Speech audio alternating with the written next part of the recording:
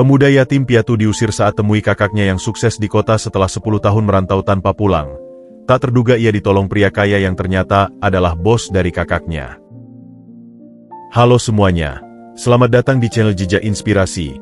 Semoga kalian dalam keadaan sehat dan bahagia ya. Sebelum masuk ke ceritanya jangan lupa absen kalian dari mana saja ya.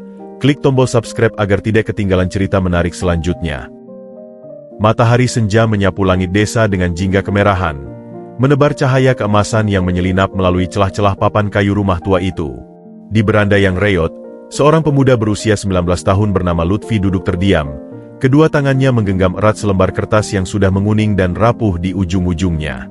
Surat itu adalah harta karun terakhirnya. Satu-satunya penghubung dengan masa lalu yang telah pergi. Ditulis 10 tahun silam oleh kakaknya, Dian, saat pertama kali merantau ke kota, dengan alamat yang mungkin sudah tidak berlaku lagi. Setiap lekukan hurufnya telah ia hafal di luar kepala. Setiap janji yang terkandung di dalamnya telah menjadi mantra penahan rindu selama bertahun-tahun. Kalau kakak sudah sukses nanti, kita akan bertemu lagi, Lutfi. Kakak janji akan menjemputmu. Kalimat itu selalu bergaung dalam benaknya, menjadi pelita di kegelapan hari-harinya setelah kedua orang tuanya meninggal dunia dalam sebuah kecelakaan kerja 5 tahun yang lalu. Kini, Lutfi hidup sebatang kara, mengais kehidupan dengan menjadi buruh serabutan di perkebunan warga. Uang yang dulu rutin dikirimkan Dian telah berhenti datang sejak 2 tahun terakhir, dan surat-surat balasannya tidak pernah lagi mendapat jawaban. Keheningan dari kakaknya itu lebih menyiksa daripada kemiskinan yang ia hadapi sehari-hari. Dian, Kak Dian. Gumamnya lirih. Jari-jarinya yang kasar menyentuh namanya yang tertulis di sudut surat. Apakah kakak masih mengingatku? Apakah kakak masih mengingat janjimu? Angin senja berhembus, membawa hawa dingin yang membuatnya menggigil. Ia memandangi rumah kayunya yang nyaris rubuh, atapnya bocor di sana-sini, dan dinding-dindingnya yang sudah reat. Tidak ada lagi yang menahannya di desa ini. Hanya kenangan pahit dan sepi yang menyertainya. Keputusan yang telah matang dalam pikirannya selama berbulan-bulan akhirnya mengkristal. Ia harus pergi. Ia harus menemui kakaknya. Kutunggu kakak pulang selama 10 tahun, bisiknya pada angin, matanya menerawang ke arah jalan desa yang sepi. Jika kakak tidak kunjung datang, maka akulah yang akan mencarimu. Dengan tekad yang membaja, Lutfi berdiri dan masuk ke dalam rumah. Dari bawah balik sebuah batu yang menahan kaki tempat tidurnya, ia mengeluarkan sebuah kaleng bekas berisi uang logam dan beberapa lembar uang kertas lusuh. Tabungannya selama ini cukup untuk sekali jalan naik bus ekonomi menuju kota, mungkin dengan sisa yang hanya cukup untuk membeli beberapa bungkus nasi. Ia menghitungnya sekali lagi, hati-hati, seolah-olah setiap koin adalah langkah yang mendekatkannya pada impiannya untuk bersatu kembali dengan keluarga yang tersisa. Ia lalu membuka sebuah tas kain butut yang telah menemani kemanapun ia pergi.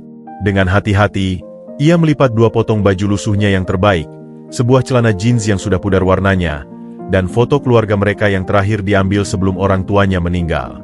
Foto itu dilindunginya dalam sebuah plastik bening. Wajah Dian yang masih remaja tersenyum cerah di dalamnya. Begitu berbeda dengan gambaran yang ia bayangkan sekarang. Apakah kakak masih sama, ya? Tanyanya pada foto itu, suaranya bergetar penuh harap dan keraguan. Atau, kota besar telah mengubahmu? Bayangan tentang kota besar membuatnya ciut. Ia hanya pernah mendengarnya dari cerita-cerita orang, atau dari televisi tua di warung Pak RT. Kota digambarkan sebagai tempat yang keras, penuh dengan orang-orang asing yang sibuk dengan urusannya sendiri. Tapi di balik ketakutannya, ada sebuah harapan yang terus menyala-nyala. Harapan untuk sebuah pelukan hangat, untuk sebuah pengakuan bahwa ia masih memiliki keluarga, untuk sebuah tempat yang bisa ia sebut rumah. Ia menghabiskan malam itu dengan perasaan campur aduk. Antara kegembiraan karena akhirnya akan bertemu sang kakak, dan ketakutan akan kenyataan pahit yang mungkin menunggunya. Dalam tidurnya yang gelisah, ia bermimpi tentang Dian yang tersenyum, mengulurkan tangan untuknya, memanggil namanya dengan suara yang sama seperti dulu. Keesokan paginya, saat ayam jantan baru saja berkokok, Lutfi sudah berdiri di depan rumahnya dengan tas kain di pundak. Ia mengunci pintu rumah kayunya yang sebenarnya tidak perlu dikunci, karena tidak ada lagi yang berharga di dalamnya. Harta satu-satunya telah ia bawa dalam tas dan di dalam hatinya. Ibu, Bapak, bisiknya sambil menatap langit fajar yang berwarna ungu muda. Doakan anakmu ini. Doakan agar aku bisa menemukan kakak kita, dan kita bisa menjadi keluarga lagi. Dengan langkah mantap, Lutfi mulai berjalan menuju halte bus di ujung desa. Setiap langkahnya meninggalkan jejak kenangan. Setiap hembusan napasnya membawa doa. Perjalanan panjang menuju kota dan ketidakpastian telah dimulai. Tapi di hatinya, harapan tetap bersinar terang, mengalahkan segala keraguan dan ketakutan. Ia akan menemui kakaknya, dan segala sesuatunya, ia percaya, akan menjadi lebih baik. Halte bus di ujung desa itu hanyalah sebuah atap seng yang sudah karatan, ditopang oleh 4 tiang kayu yang miring. Namun bagi Lutfi, tempat itu bagai gerbang menuju dunia baru. Ia sudah berdiri di sana sejak subuh. Tas kain sederhana berisi seluruh barang miliknya tergenggam erat di pundak. Matahari pagi mulai menyengat, tapi Lutfi tak bergerak dari tempatnya, khawatir melewatkan bus yang mungkin hanya lewat sekali sehari. Setelah menunggu hampir 2 jam, sebuah bus tua berwarna biru kusam akhirnya muncul dari balik debu jalan berliku. Lutfi mengulurkan tangannya, jantung berdebar kencang. Bus itu mengerem dengan suara berisik. Pintunya terbuka dengan letusan angin berdebu. Ke terminal kota, Bang? Tanya Lutfi pada kondektur yang sedang mengunyah sirih. Naik saja dulu, nggak semua bus langsung ke terminal. Sahut kondektur itu kasar, menyambar tas Lutfi dan melemparkannya ke bagasi. Lutfi masuk ke dalam bus yang sudah penuh sesak. Bau campuran keringat, minyak, dan rokok memenuhi udara. Ia menemukan tempat duduk kecil di barisan paling belakang, berbagi dengan seorang ibu tua yang membawa ayam dalam keranjang. Pertama kali naik bus, "Nak?" tanya ibu tua itu ramah, memperhatikan wajah Lutfi yang pucat. "Iya, Bu.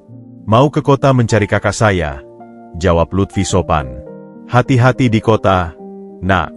Banyak penipu dan preman," nasihat si ibu sambil mengipasi diri dengan selembar kardus. Perjalanan pun dimulai. Bus tua itu melaju lambat, berguncang-guncang di atas jalan yang berlubang. Lutfi memandang keluar jendela, menyaksikan pemandangan sawah hijau yang perlahan berubah menjadi perkebunan karet, lalu menjadi kawasan industri dengan pabrik-pabrik tinggi. Setiap kilometer yang ditempuh membuatnya semakin jauh dari kehidupan lamanya, semakin dekat dengan ketidakpastian. Di tengah perjalanan, suasana di dalam bus tiba-tiba berubah. 3 pria berbadan kekar yang duduk di depan mulai berulah. Mereka dengan sengaja mengganggu penumpang lain, meminta uang dengan paksa. "Ini ongkos tambahan buat bensin," hardik salah satu preman itu pada seorang bapak-bapak yang duduk di depan Lutfi. "Tapi saya sudah bayar pas naik tadi," bapak itu membela diri dengan suara gemetar.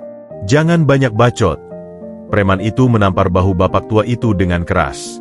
Lutfi yang menyaksikan kejadian itu merasa darahnya mendidih. Ibu tua di sampingnya berbisik, "Diam saja, Nak. Mereka preman jalur ini. Sudah biasa." Tapi ketika salah satu preman itu mulai mengancam seorang ibu hamil di seberangnya, Lutfi tidak bisa tinggal diam lagi. "Bang, tolong jangan ganggu ibu-ibu itu." Suara Lutfi keluar lebih berani dari yang ia duga. Ketiga preman itu menoleh serentak. Yang paling tinggi mendekati Lutfi dengan langkah mengancam. "Lu siapa? Bocah? Mau main jagoan?" Lutfi berdiri, meski lututnya gemetar. "Saya cuma penumpang biasa, Bang. Tapi tidak pantas mengganggu orang lain seperti ini." Anak kemarin sore ngajari aku soal pantas?" Preman itu mendorong bahu Lutfi dengan kasar. Tiba-tiba, kondektur bus yang tadi kasar justru ikut turun tangan. "Sudah, Wor. Jangan bikin masalah di bus saya." Ternyata, kondektur itu mengenal para preman tersebut. Setelah sedikit adu mulut, akhirnya para preman itu mengurungkan niatnya dan kembali ke tempat duduk mereka, meski masih melontarkan sumpah serapah pada Lutfi. "Terima kasih, Nak," bisik ibu hamil itu pada Lutfi dengan mata berkaca-kaca. "Bodoh kamu, Nak. Bisa-bisanya melawan preman," tegur ibu tua di sampingnya, tapi dengan nada khawatir. Lutfi hanya menghela napas. "Saya tidak tahan melihat ketidakadilan, Bu." Beberapa jam kemudian, bus mulai memasuki pinggiran kota. Pemukiman padat dan gedung-gedung rendah mulai terlihat. Lutfi merasakan debar-debar yang semakin kencang. Ia mengeluarkan surat usang dari saku celana, membaca alamat yang tertulis untuk ke-100 kalinya. "Kita sudah dekat, Kak," bisiknya pada foto Dian yang ia simpan di dompet. "Semoga kakak masih mengingatku." Bus akhirnya tiba di terminal kota yang begitu luas dan ramai, membuat Lutfi hampir pusing melihatnya. Suara klakson, teriakan pedagang, dan ribuan orang yang berlalu lalang membuatnya merasa sangat kecil. Ia turun dari bus dengan langkah goyah, mengambil tasnya dari bagasi.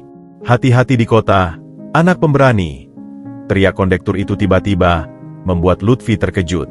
Rupanya, sikapnya di bus tadi membuat si kondektur kasar itu menghormatinya. Lutfi mengangguk sambil tersenyum tipis. Ia berdiri di tepi terminal, menghirup dalam-dalam udara kota yang terasa berbeda, campuran asap, makanan, dan sesuatu yang asing. Perjalanan pencariannya baru saja dimulai, dan tantangan di bus tadi hanyalah pembuka dari segala kesulitan yang akan dihadapinya di kota besar ini. Dengan menggenggam erat alamat di tangannya, Lutfi melangkah masuk ke dalam keramaian, siap menghadapi apapun untuk menemukan satu-satunya keluarga yang masih ia miliki. Terminal bus itu bagaikan lautan manusia yang tak bertepi. Lutfi berdiri terpaku di pintu keluar. Tas kainnya tergenggam erat di kedua tangan seperti tameng yang melindungi dirinya dari gempuran realitas kota yang begitu keras dan asing. Suara klakson kendaraan yang tak henti-hentinya, teriakan para calo tiket, dan dentuman musik dari toko-toko elektronik menciptakan simfoni kekacauan yang membuat kepalanya pusing. Bau campuran bensin, sampah, dan makanan jalanan memenuhi udara, menusuk hidungnya yang hanya terbiasa dengan aroma tanah dan sawah. "Taksi, Bang, murah." Seorang pria berbaju lusuh menarik lengan Lutfi tiba-tiba.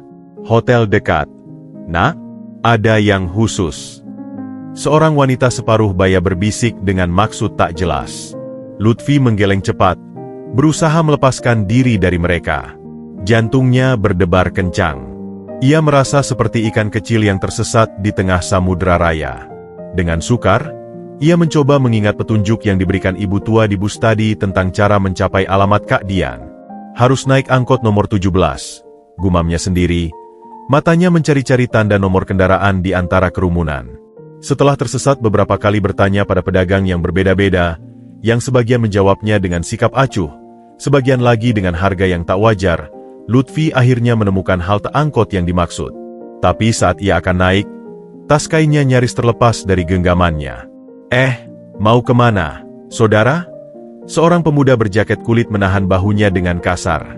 Saya mau naik angkot," jawab Lutfi ragu-ragu. "Ongkosnya 50.000, kata pemuda itu singkat.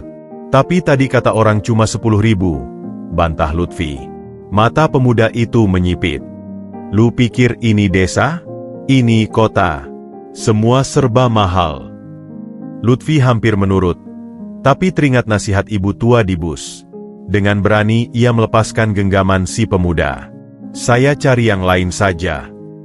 Baru saja ia berbalik, tas kainnya nyaris terbuka. Rupanya ada seorang lain yang mencoba membuka resletingnya dari belakang. Lutfi berhasil menyelamatkan tasnya, tapi dompet kecil yang berisi sisa uangnya terjatuh. Saat ia membungkuk mengambilnya, sebuah sepatu boots menginjak tangannya dengan keras. "Aduh. Maaf, tidak sengaja," kata pria berjaket kulit tadi dengan senyum sinis. Lutfi menarik tangannya yang sakit, mengambil dompet yang sudah terinjak-injak, dan lari menjauh dari halte itu. Ia berlari tanpa arah, masuk ke sebuah gang sempit, terus berlari sampai kehabisan napas. Baru setelah yakin tidak dikejar, ia berhenti dan bersandar di dinding sebuah bangunan tua, napasnya terengah-engah. Tangannya berdarah dan berbekas sepatu. Dompetnya kotor, tapi untungnya uangnya masih ada. Meski hanya tersisa beberapa puluh ribu untuk ongkos dan makan. Air mata mulai menggenang di matanya, tapi ia cepat menghapusnya dengan lengan baju. "Tidak boleh menyerah," bisiknya pada diri sendiri. "Harus sampai ke rumah Kak Dian." Setelah mengumpulkan keberanian lagi, Lutfi memutuskan untuk berjalan kaki. Ia bertanya pada seorang penjaga warung yang tampak lebih ramah. "Maaf, Pak, Jalan Mentari Indah di mana ya?" "Wah, itu jauh sekali dari sini. Harus naik angkot 2 kali, jawab bapak itu sambil membersihkan gelas. "Tapi, dengan uang segitu, lebih baik jalan kaki saja. Ikuti jalan raya ini sampai perempatan ketiga, lalu belok kiri. Lutfi mengangguk, berusaha menghafal petunjuk itu. Perjalanan kaki pun dimulai. Kota yang tampak megah dari jauh, ternyata menyimpan banyak kepedihan dari dekat. Ia melewati gedung-gedung tinggi yang menjulang, tapi juga melintasi permukiman kumuh yang membuat hatinya terenyuh. Ia melihat mobil-mobil mewah melintas, tapi juga melihat anak-anak jalanan mengemis di lampu merah. Saat matahari mulai tenggelam, hujan rintik-rintik mulai turun. Lutfi yang hanya memakai baju tipis segera basah kuyup. Ia berlindung di bawah sebuah halte bus yang rusak, menggigil kedinginan. Perutnya keroncongan, tapi ia takut menggunakan uangnya untuk membeli makanan. "Masih jauhkah, Kak?" bisiknya pada foto Dian yang ia lihat lagi dari dompet. Wajahnya yang basah oleh air hujan bercampur air mata. "Aku lelah, Kak. Sangat lelah." Kegelapan mulai menyelimuti kota. Lampu-lampu neon menyala, menciptakan bayangan-bayangan aneh di jalanan. Lutfi yang tidak tahu lagi harus pergi kemana, memutuskan untuk terus berjalan mengikuti arah yang diberikan penjaga warung tadi. Kaki-kakinya pegal, perutnya lapar, dan hatinya mulai dipenuhi keraguan. Mungkin ibu tua di bus itu benar. Mungkin kota ini terlalu keras untuknya. Mungkin lebih baik ia pulang saja. Tapi kemana ia akan pulang? Tidak ada lagi rumah yang menunggunya di desa. Dengan sisa tenaga terakhir, Lutfi menarik napas dalam-dalam. Ia harus terus maju. Ia harus menemukan Kak Dian. Itu satu-satunya harapan yang tersisa.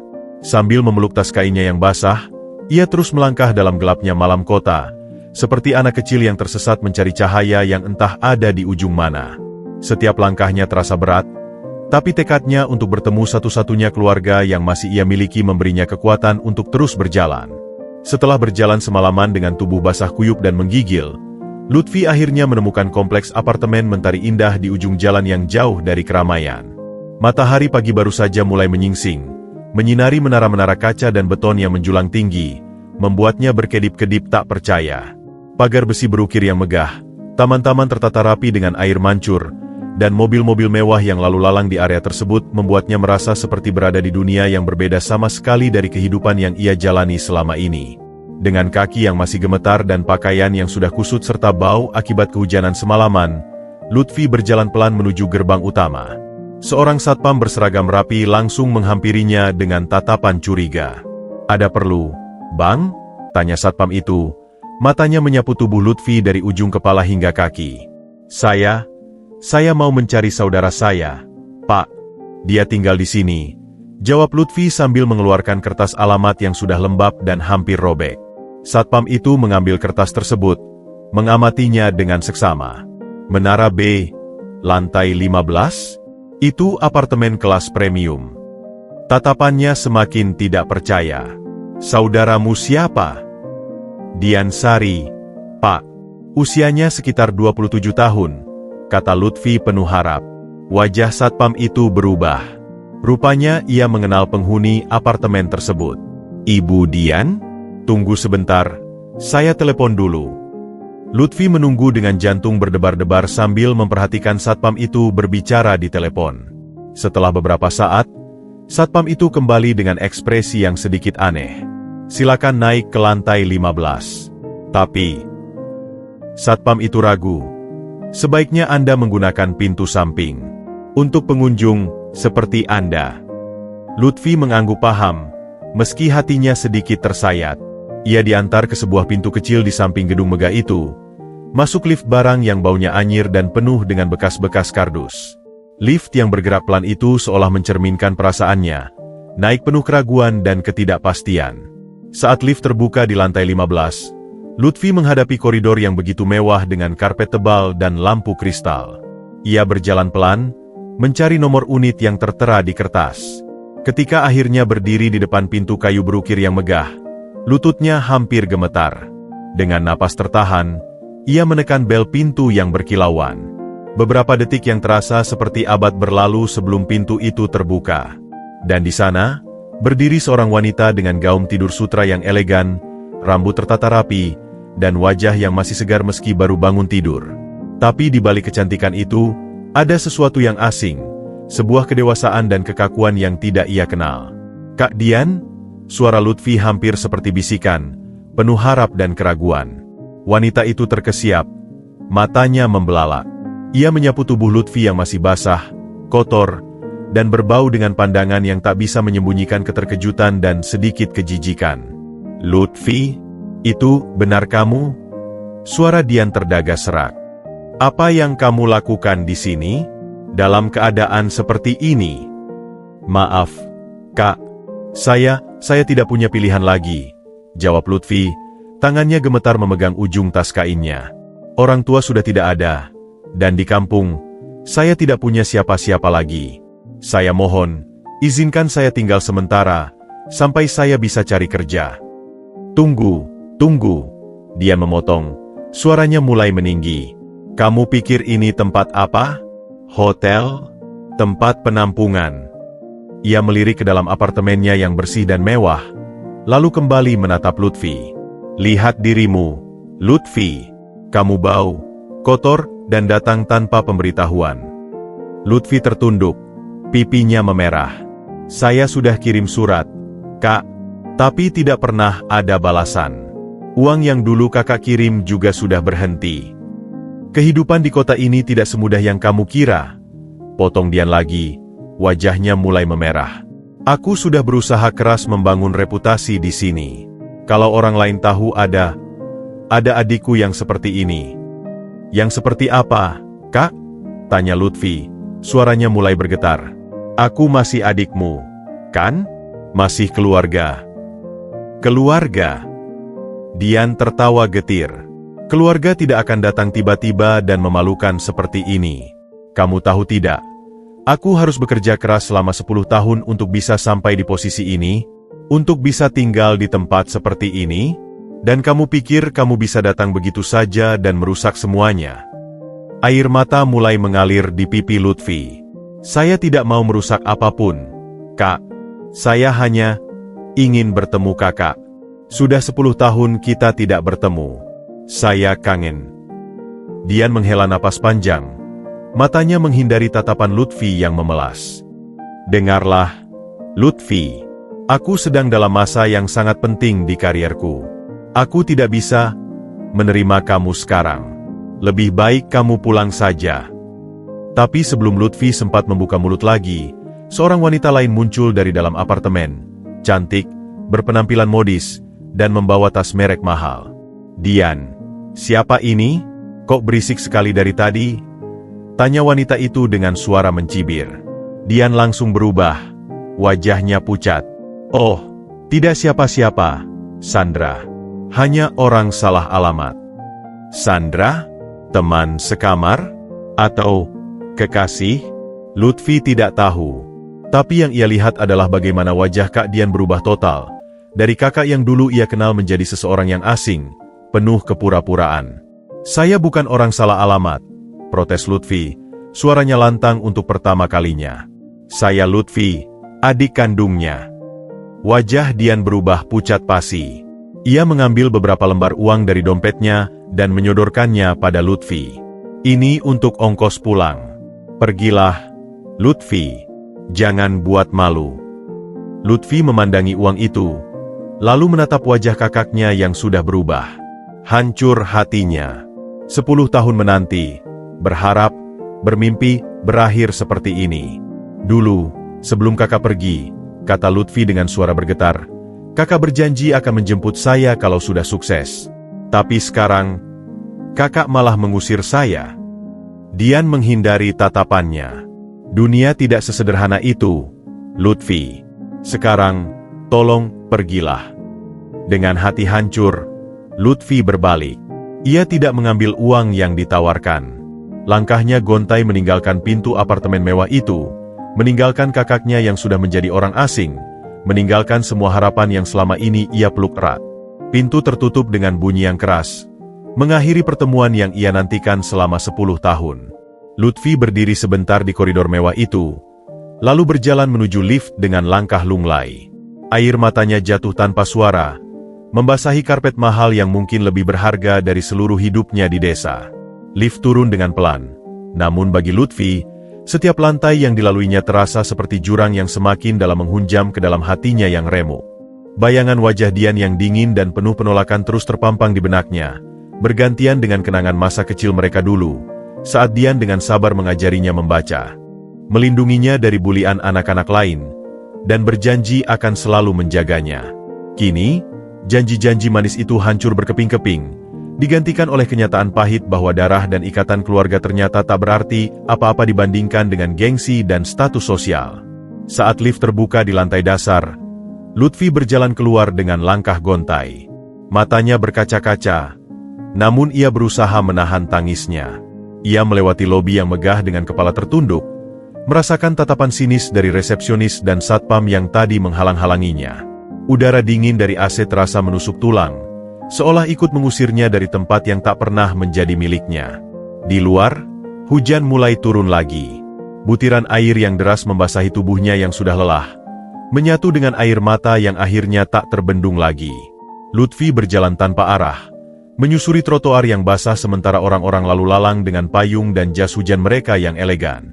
Ia merasa seperti hantu yang tak terlihat di tengah keramaian kota, seorang yang tak punya tempat, tak punya siapapun. Kenapa, Kak? Kenapa kakku berubah seperti itu? Gumamnya lirih pada hujan yang semakin deras. Apa karena pakaianku yang lusuh? Apa karena aku datang dari desa? Bukankah kita dulu sama-sama miskin? Bukankah kita dulu berjanji akan selalu bersama? Kenangan 10 tahun lalu kembali menghantuinya. Dian yang berusia 17 tahun dengan mata berbinar penuh harap, memeluknya erat sebelum naik ke bus yang akan membawanya merantau. Jaga diri baik-baik, adik. Kakak pergi bukan karena tidak sayang, tapi karena ingin mengubah nasib kita. Kakak janji, kalau sudah sukses nanti, kita akan berkumpul lagi. Lutfi yang saat itu masih 9 tahun hanya bisa mengangguk sambil menahan tangis. Jangan lama-lama, Kak. Aku akan merindukanmu. Tidak akan lama, Nak. Percayalah pada kakak. Tapi ternyata, 10 tahun bukanlah waktu yang sebentar. Dan kesuksesan yang diraih Dian telah mengubahnya menjadi orang yang tak lagi dikenali oleh adiknya sendiri. Dengan tubuh basah kuyup dan hati yang lebih basah lagi oleh air mata, Lutfi akhirnya duduk di sebuah halte bus yang sepi. Ia menggigil kedinginan, baik karena hujan maupun karena kekecewaan yang mendalam. Tas kainnya yang basah terasa semakin berat, seberat bebannya memikul kenyataan pahit ini. Tidak ada yang tersisa, bisiknya pada diri sendiri. Tidak ada rumah untukku pulang, tidak ada keluarga yang mau menerimaku. Untuk apa aku hidup? Dalam keputusasaan yang paling dalam, tiba-tiba sebuah bayangan menghampirinya. Seorang pria parubaya dengan payung besar berdiri di depannya, wajahnya penuh dengan keprihatinan. Anak muda, kau baik-baik saja? Tampaknya kau kedinginan sekali di sini, kata pria itu dengan suara yang lembut dan berwibawa. Lutfi mengangkat kepalanya, matanya merah dan bengkak. Saya tidak punya tempat tujuan, Pak. Pria itu duduk di sampingnya, meski halte itu basah. Namaku Rendra. Boleh aku tahu namamu? Lutfi, Pak. Lutfi, kau berasal dari mana? Ada keluarga di kota ini? Pertanyaan itu seperti menyentuh luka yang masih segar. Lutfi menarik napas dalam. Saya dari desa, Pak. Saya datang untuk mencari kakak saya. Tapi dia mengusir saya. Pak Rendra menghela napas. Matanya penuh simpati. Kadang kehidupan tidak berjalan seperti yang kita harapkan, Nak. Tapi percayalah, selalu ada jalan bagi mereka yang tidak menyerah. Tapi saya sudah tidak punya harapan lagi, Pak. Uang saya hampir habis, tidak ada tempat tinggal, tidak ada pekerjaan. Kalau begitu, ikutlah denganku, tawar Pak Rendra tanpa ragu. Aku punya rumah sederhana yang cukup untuk menampungmu. Setidaknya sampai kau menemukan jalanmu lagi. Lutfi memandangi pria asing itu dengan ragu. Tapi, kenapa Pak Rendra mau menolong saya? Saya hanya orang asing yang tidak dikenal. Pak Rendra tersenyum hangat. Karena aku percaya, kebaikan itu seperti matahari, harus terus bersinar meski kadang ditutupi awan. Dan karena matamu mengingatkanku pada seseorang yang sangat berarti dalam hidupku. Dengan sisa tenaga terakhir, Lutfi mengangguk. Mungkin ini adalah jalan terakhirnya. Mungkin inilah pertolongan yang tidak terduga setelah semua penolakan yang ia alami. Saat ia berdiri untuk mengikuti Pak Rendra, hujan mulai reda. Sinar matahari mulai menembus awan, seolah memberikan secercah harapan baru baginya. Meski hati masih remuk oleh pengkhianatan kakaknya sendiri, setidaknya kini ada seseorang yang mau memberinya tangan, seseorang asing yang justru lebih peduli daripada saudara kandungnya sendiri. Perjalanan hidup Lutfi ternyata belum berakhir. Babak baru sedang dimulai, dengan karakter baru yang akan mengubah takdirnya selamanya. Mobil yang ditumpangi Lutfi meluncur perlahan menyusuri jalanan yang masih basah oleh hujan. Ia duduk di samping Pak Rendra, kedua tangannya erat memeluk tas kainnya yang basah. Matahari pagi mulai menembus kaca depan, memantulkan cahaya keemasan yang kontras dengan perasaan suram di hatinya. Dari jendela mobil, ia melihat kota yang tadi terasa begitu mengancam, kini mulai tampak berbeda, masih bising dan sibuk, tapi tidak lagi sepenuhnya asing. "Kau pasti kelelahan, Nak," ujar Pak Rendra sambil menyetir dengan tenang. "Sudah makan pagi?" Lutfi menggelap kepala, perutnya keroncongan mengiyakan pertanyaan itu. "Belum, Pak. Tapi, saya tidak mau merepotkan." "Bukan merepotkan," bantah Pak Rendra lembut. "Kita sebentar lagi sampai. Istriku pasti sudah menyiapkan sarapan." Mendengar kata istri, Lutfi sedikit cemas. "Apakah Ibu tidak keberatan dengan kehadiran saya, Pak?" Pak Rendra terkekeh. "Tenang saja. Bu Rina justru akan senang ada tamu. Anak kami satu-satunya sudah kuliah di luar kota, jadi rumah kami agak sepi akhir-akhir ini." Tak lama kemudian, mobil itu berbelok masuk ke sebuah kawasan perumahan yang asri. Tidak semewah apartemen Kak Dian, tapi teratur rapi dan terlihat nyaman. Rumah Pak Rendra adalah sebuah rumah sederhana 2 lantai dengan taman depan yang ditanami bunga-bunga warna-warni. Sangat berbeda dengan bayangan Lutfi tentang rumah seorang pengusaha sukses. Saat mereka masuk, aroma harum kopi dan makanan hangat langsung menyambut. Seorang wanita paruh baya dengan rambut disanggul rapi dan wajah ramai muncul dari dapur, mengenakan apron bermotif bunga. "Wah, ada tamu rupanya," sambutnya dengan senyum lebar. "Ini Bu Rina, istriku. Perkenalkan Pak Rendra. Dan ini Lutfi, sayang. Aku menemukannya di halte bus tadi, kehujanan dan tidak punya tempat tujuan." Bu Rina langsung mendekat, matanya penuh perhatian. "Duh, anak malang. Badanmu dingin sekali. Ayo cepat ganti baju yang kering. Rendra, ambilkan handuk dan beberapa pakaianmu yang masih muat untuk Lutfi." Lutfi terharu dengan sambutan hangat ini. "Terima kasih, Bu. Maaf merepotkan." "Ah, jangan sungkan-sungkan. Anggap saja rumah ini rumahmu sendiri," sahut Bu Rina sambil membawanya ke kamar mandi. Setelah mandi air hangat dan berganti pakaian bersih, sebuah kemeja sederhana dan celana panjang yang sedikit kebesaran, Lutfi merasa seperti manusia baru. Ia diajak ke meja makan di mana sudah tersedia nasi hangat, telur dadar, sayur bening, dan tempe goreng. Makanan sederhana yang terasa seperti makanan terlezat yang pernah ia rasakan. "Makannya yang banyak, Nak," ujar Bu Rina sambil terus mengisi piring Lutfi dengan lebih banyak lauk. "Kurus sekali kau ini." Sambil makan, Pak Rendra mulai bertanya lebih dalam. "Jadi, kau datang ke kota untuk mencari kakakmu, ya?" Lutfi mengangguk, mulutnya penuh. Setelah menelan, ia mulai bercerita.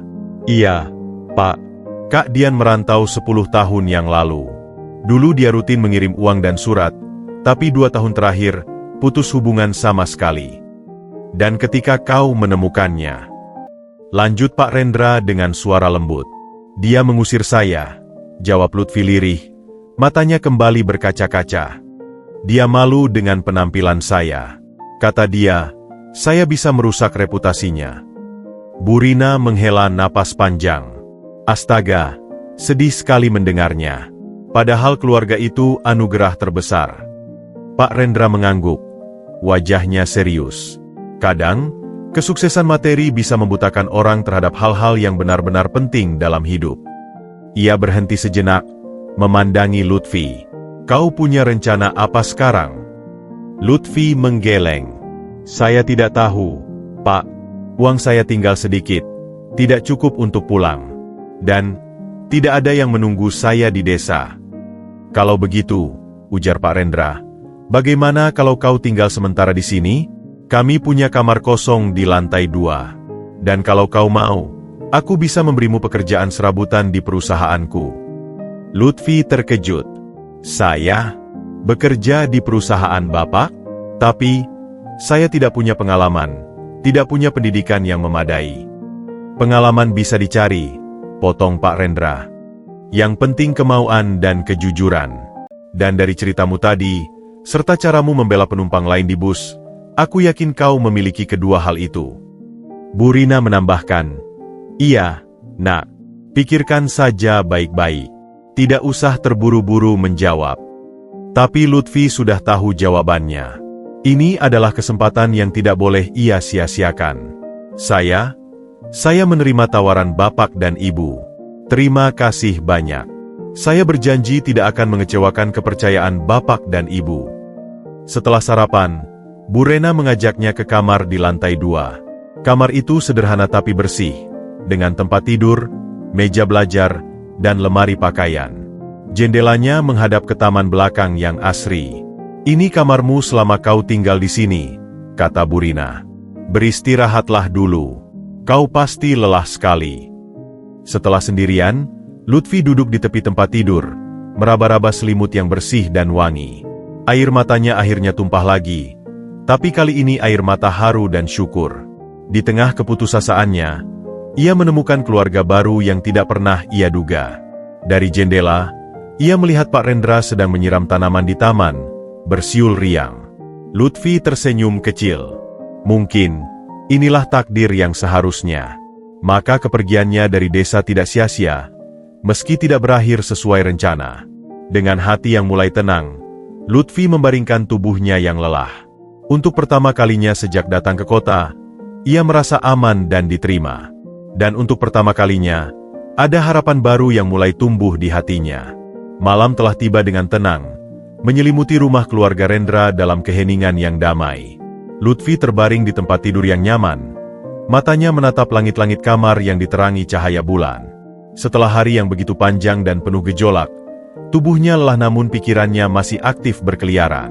Kenangan akan Kak Dian yang mengusirnya bergantian dengan kebaikan tak terduga dari Pak Rendra dan Bu Rina.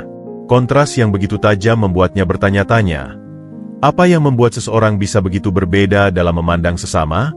Dari bawah, ia mendengar suara samar-samar percakapan antara Pak Rendra dan Bu Rina. Tertarik untuk mengucapkan terima kasih sekali lagi sebelum tidur, Lutfi turun pelan-pelan. Saat mendekati ruang keluarga, ia mendengar percakapan mereka yang lebih jelas. Tapi dia mirip sekali, Rendra. Terutama matanya, kata Bu Rina dengan suara berbisik. Aku juga memperhatikannya. Dan ketika dia menyebut nama orang tuanya tadi sore, suara Pak Rendra terhenti, terdengar seperti sedang menghela napas berat. Lutfi ragu-ragu, tidak ingin menguping pembicaraan pribadi. Tapi sebelum ia mundur, Pak Rendra sudah melihatnya. Lutfi, nak, kau belum tidur? Tanya Pak Rendra sambil memberi isyarat agar ia masuk. Maaf mengganggu, Pak, Bu. Saya hanya ingin mengucapkan terima kasih sekali lagi sebelum tidur, kata Lutfi dengan sopan. Bu Rina tersenyum hangat. Kau tidak mengganggu, nak. Malah, kebetulan sekali kau datang. Kami sedang membicarakanmu. Lutfi merasa sedikit cemas. Membicarakan saya? Apakah ada masalah? Tidak. Cepat-cepat jawab Pak Rendra. Sebenarnya. Ia bertukar pandangan dengan istrinya, seolah meminta persetujuan. Bu Rina mengangguk pelan. Lutfi, boleh aku lihat foto keluarga yang kau bawa itu? Lutfi mengangguk, mengambil dompet kecil dari saku celananya. Dengan hati-hati ia mengeluarkan foto lama yang sudah pudar warnanya. Dalam foto itu, terlihat kedua orang tuanya dengan wajah bersahaja, Kak Dian yang masih remaja, dan dirinya yang masih kecil sedang duduk di teras rumah mereka yang sederhana. Pak Rendra menerima foto itu dengan tangan yang sedikit gemetar. Matanya terpaku pada wajah pria dalam foto, ayah Lutfi. Untuk beberapa saat, ruangan itu hening. Ini benar ayahmu? Tanya Pak Rendra akhirnya, suaranya serak. Iya, Pak. Almarhum. Bapak Sutrisno, jawab Lutfi. Bapak kenal dengan beliau. Air mata mulai menggenang di mata Pak Rendra. Bu Rina mendekat dan memegang pundak suaminya dengan erat. Kenal? Gumam Pak Rendra. Sutrisno adalah sahabat terbaikku dan penyelamat hidupku. Lutfi terkesiap. Apa maksud Bapak? Pak Rendra memandangi foto itu lagi. Jari-jarinya dengan lembut menyentuh wajah ayah Lutfi. 20 tahun yang lalu, aku dan bapakmu adalah rekan bisnis. Kami memulai usaha kecil-kecilan bersama. Tapi suatu ketika, suaranya tercekat, aku membuat kesalahan besar yang menyebabkan kami bangkrut. Hutang menumpuk, dan semua orang meninggalkanku. Bu Rina mengambil alih cerita, suaranya lembut. Saat itu kami sudah menikah dan memiliki bayi. Hidup kami seperti di ujung tanduk. Tapi bapakmu, Sutrisno, dia tidak pernah menyalahkan Rendra. Malah dia menjual satu-satunya sawah yang dimilikinya untuk membantuku melunasi sebagian hutang. Sambung Pak Rendra, air matanya akhirnya tumpah. Dia bilang, yang penting kita jujur dan bertanggung jawab, Rendra. Rezeki bisa dicari lagi. Padahal saat itu dia sendiri sedang kesulitan. Lutfi duduk terdiam, tak percaya dengan apa yang didengarnya. Selama ini, ayahnya hanya diceritakan sebagai petani sederhana yang hidupnya pas-pasan. Tak pernah sekalipun ia mendengar cerita tentang usaha dan pengorbanan sebesar itu. Tapi, kenapa Bapak tidak pernah menceritakan hal ini? Tanya Lutfi penuh heran. Setelah kejadian itu, lanjut Pak Rendra, aku memutuskan merantau ke kota untuk membangun kembali hidupku. Aku berjanji pada bapakmu bahwa suatu hari nanti aku akan kembali dan membalas segala kebaikannya. Bahkan lebih dari itu, aku berjanji akan menjaga keluarganya jika sesuatu terjadi padanya. Pak Rendra menarik napas dalam. Tapi ketika aku sudah mulai sukses dan kembali ke desa, ternyata bapakmu sudah meninggal dunia karena kecelakaan kerja. Keluargamu sudah pindah, dan tak ada yang tahu kemana. Aku sudah mencari kalian selama bertahun-tahun. Sekarang Lutfi memahami segala kebaikan yang ditunjukkan pasangan ini padanya. Ini bukan sekedar belas kasihan, tapi sebuah janji yang ditepati setelah bertahun-tahun. Jadi, ketika Bapak menemui saya di halte bus, gumam Lutfi, ada sesuatu dalam dirimu yang mengingatkanku pada bapakmu, kata Pak Rendra dengan suara haru. Terutama matamu yang jujur dan tegas. Dan ketika kau menyebut nama orang tuamu tadi sore, hatiku langsung berkata bahwa kaulah anak yang selama ini kucari. Bu Rina menambahkan, Rendra bahkan menyimpan foto lama dengan bapakmu di meja kerjanya. Setiap hari dia berdoa bisa menemui keluarga Bapak Sutrisno untuk membalas kebaikannya. Lutfi tak bisa menahan air matanya lagi. Sekarang ia mengerti mengapa pertemuan dengan Pak Rendra terasa begitu berarti, seolah ada ikatan tak terlihat yang menghubungkan mereka. Bapak, selama ini saya pikir tidak ada lagi yang peduli dengan kami, isak Lutfi. Setelah orang tua meninggal, dan Kak Dian pergi merantau, saya merasa begitu sendirian. Pak Rendra mendekat dan memeluk Lutfi erat. Tidak lagi, Nak. Mulai sekarang, kau punya keluarga di sini. Janjiku pada bapakmu akan kutepati. Aku akan menjagamu seperti anakku sendiri. Dalam pelukan itu, Lutfi merasakan kedamaian yang belum pernah ia rasakan sejak orang tuanya meninggal. Mungkin takdir memang membawanya ke kota ini, bukan untuk bertemu dengan Kak Dian yang sudah berubah, tapi untuk menemukan keluarga baru yang akan mengisi kekosongan dalam hatinya. Malam itu, sebelum kembali ke kamarnya, Lutfi berdiri sebentar di depan foto ayahnya yang disimpan Pak Rendra di ruang kerja. Terima kasih, Yah, bisiknya. Rupanya kebaikanmu masih terus memberkati hidupku, bahkan setelah engkau pergi. Dan untuk pertama kalinya dalam waktu yang lama, Lutfi tidur dengan senyuman kecil di bibirnya, mengetahui bahwa di balik semua kepahitan hidup, selalu ada kebaikan yang menunggu untuk ditemukan. Fajar menyingsing dengan lembut, menyinari kamar Lutfi yang kini telah menjadi tempat perlindungannya. Untuk pertama kalinya sejak tiba di kota, ia bangun dengan perasaan tenang dan penuh harapan. Sinar matahari pagi menari-nari di lantai kayu, menciptakan pola cahaya yang hangat. Dari bawah, aroma kopi dan telur goreng menggoda indera penciumannya, membangkitkan kenangan akan sarapan pagi di rumah masa kecilnya ketika keluarganya masih utuh. Setelah merapikan tempat tidur dengan rapi, sebuah kebiasaan yang diajarkan ibunya dulu, Lutfi turun ke ruang makan. Bu Rina sudah berdiri di dapur dengan apron berwarna cerah. Sementara Pak Rendra sedang duduk di meja makan sambil membaca koran. "Selamat pagi, Nak. Tidurmu nyenyak?" sambut Bu Rina dengan riang. "Pagi, Bu." "Pagi, Pak," jawab Lutfi sambil duduk. "Sangat nyenyak. Terima kasih. Ini pertama kalinya saya tidur nyenyak sejak datang ke kota." Pak Rendra melipat korannya. "Bagus. Hari ini kita akan pergi ke perusahaan. Aku akan memperkenalkanmu pada beberapa orang dan menunjukkan pekerjaan yang bisa kau lakukan." Setelah sarapan, Pak Rendra mengajak Lutfi naik mobil menuju pusat kota. Kali ini, perjalanan terasa berbeda bagi Lutfi. Ia tidak lagi merasa sebagai orang asing yang tersesat, melainkan seseorang yang memiliki tujuan. "Perusahaan kami bergerak di bidang kontraktor dan properti," jelas Pak Rendra selama perjalanan.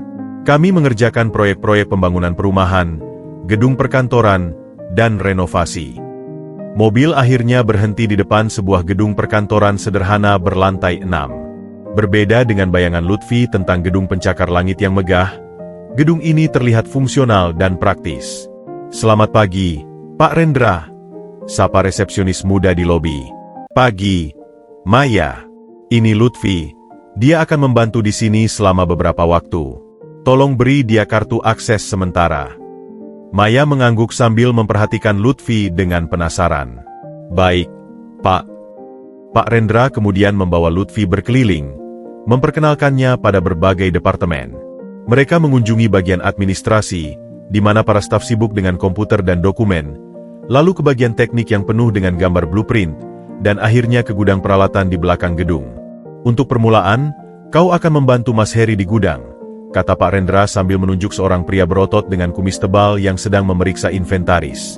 "Dia akan mengajarkanmu tentang peralatan-peralatan konstruksi yang kita gunakan." Mas Heri menyambut mereka dengan senyum lebar. "Halo, Bos. Ini anak baru." "Iya, Heri. Ini Lutfi. Perlakukan dia seperti anakmu sendiri, ya. Ajari dia semua yang perlu diketahui." "Siap, Bos. Senang bertemu denganmu, Lutfi. Mari kita mulai dengan mengenal peralatan dasar." Sepanjang pagi, Lutfi belajar dengan antusias.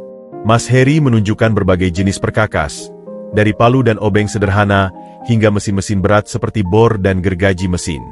Lutfi yang terbiasa membantu tetangga di desa dengan perbaikan kecil, menemukan ketertarikan alami pada pekerjaan ini. "Sekarang, tugas pertama kita adalah memeriksa semua peralatan tangan," kata Mas Heri sambil membuka lemari besar berisi berbagai perkakas. "Kita pilah yang masih bagus dan yang sudah perlu diperbaiki." Lutfi mengangguk semangat. "Siap, Mas." Sambil bekerja, mereka mengobrol. "Jadi, dari mana asalmu, Lutfi?" tanya Mas Heri. "Dari desa di Jawa Tengah, Mas. Saya baru seminggu di kota." "Wah, berarti masih baru sekali. Tinggal di mana?" "Dengan Pak Rendra," jawab Lutfi sederhana. Mas Heri mengangkat alis, terkejut. "Dengan bos? Wah, pasti kau spesial ya. Selama ini saya kenal Bos Rendra, belum pernah dia membawa orang langsung ke rumahnya." Lutfi tersenyum malu. "Kebetulan saja, Mas. Beliau baik sekali pada saya." Saat mereka sedang asyik bekerja, seorang pria muda dengan kemeja rapi mendekati gudang. "Heri, ada laporan dari lapangan, alat pengaduk semen di proyek Taman Melati rusak. Cepat periksa persediaan spare part-nya." "Baik, Pak Andi," sahut Mas Heri. "Lutfi, tolong ambil buku inventaris di meja saya."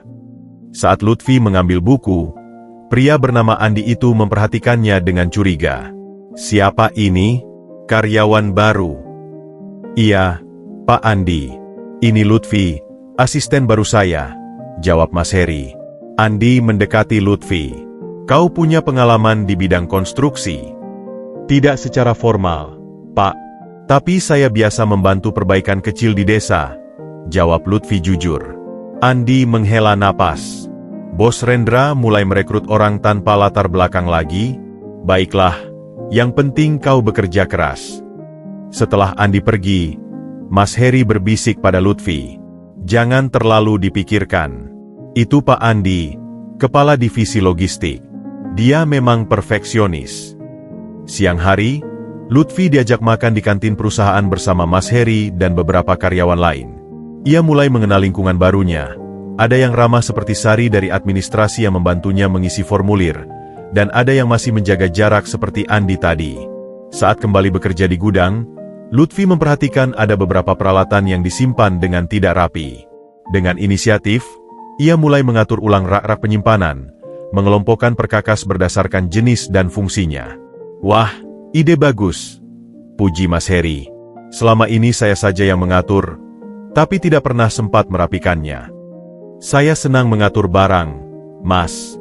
Dulu di desa, saya sering membantu memperbaiki dan merapikan bengkel tetangga. Sore hari, ketika Pak Rendra datang untuk menjemput, matanya berbinar melihat gudang yang sudah lebih tertata. Luar biasa. Baru 1 hari sudah bisa membuat perubahan, puji Pak Rendra. Lutfi memang cepat belajar, bos, timpal Mas Heri. Dia juga punya inisiatif bagus.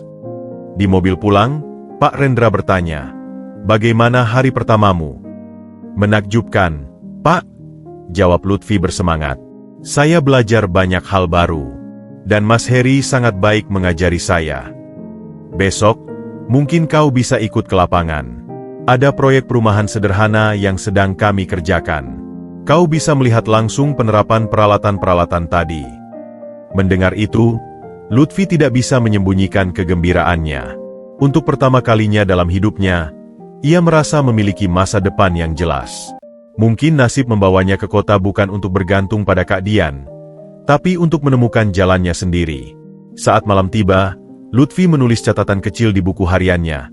Hari ini aku menemukan sesuatu yang berharga, bukan hanya pekerjaan, tapi juga harga diri. Terima kasih, Pak Rendra. Terima kasih. Yah, warisan ketekunanmu akan kujalani dengan bangga. Sementara Lutfi mulai menapaki kehidupan barunya dengan penuh semangat. Di seberang kota yang sama, Dian berdiri di balkon apartemen mewahnya memandang lampu-lampu kota yang berkelap-kelip. Angin malam berhembus sepau-sepau, tapi tidak mampu meredakan kegelisahan yang menggerogoti hatinya. Sejak pertemuan dengan Lutfi 3 hari yang lalu, ia tidak bisa tidur dengan tenang.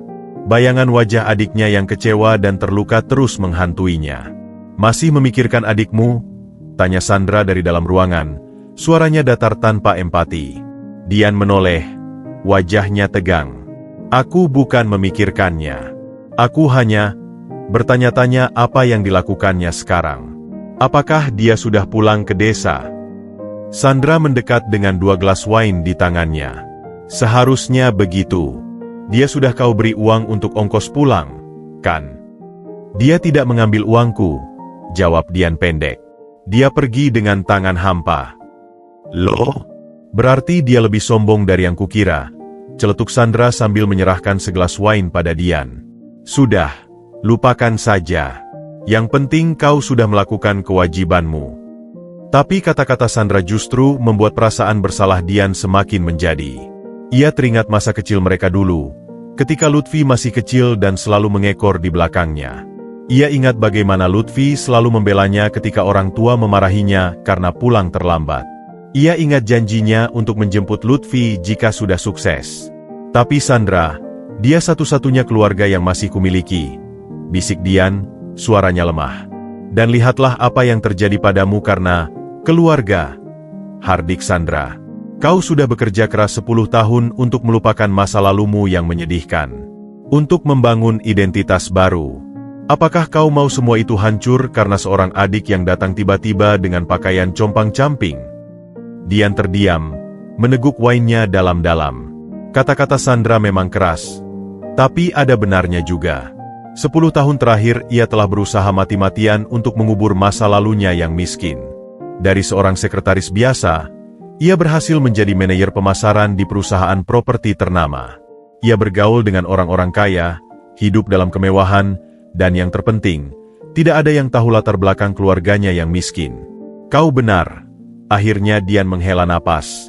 Aku tidak bisa membiarkan masa lalu menghancurkan segala yang sudah kubangun. Tepat.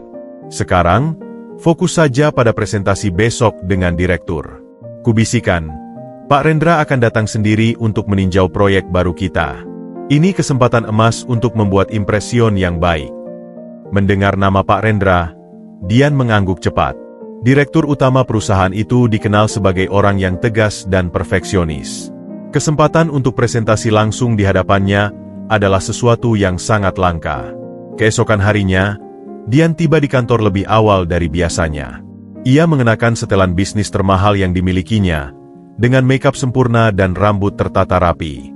Tapi di balik penampilan percaya dirinya, ada kegelisahan yang terus menggerogoti.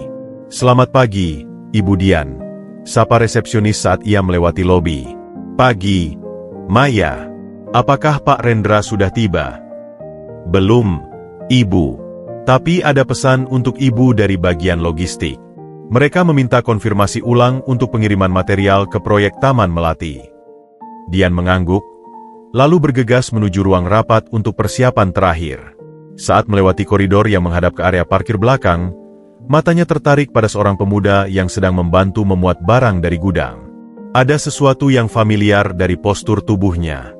Tapi sebelum ia bisa memperhatikan lebih jelas, Andi dari divisi logistik menghampirinya.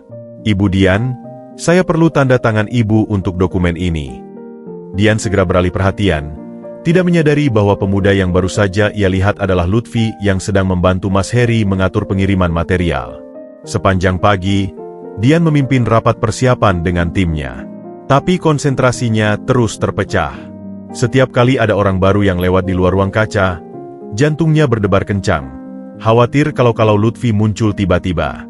"Ibu Dian? Apakah Ibu baik-baik saja?" tanya salah satu stafnya. Ibu terlihat tidak fokus. "Dia baik-baik saja," sahut Sandra yang kebetulan hadir dalam rapat itu. Ibu Dian hanya sedikit gugup karena presentasi dengan direktur nanti. Tepat pukul 2 siang, Pak Rendra tiba dengan rombongannya. Dian yang sudah menunggu di ruang presentasi langsung tegang. Tapi anehnya, hari ini Pak Rendra terlihat lebih bersemangat dari biasanya. "Selamat siang, semua," sapa Pak Rendra dengan suara ramah. "Maaf saya terlambat. Tadi saya mampir ke gudang dulu. Ada sedikit improvisasi sistem penyimpanan yang sangat menarik." Dian menghela napas lega bahwa perhatian direktur tidak langsung tertuju padanya. Presentasi pun dimulai.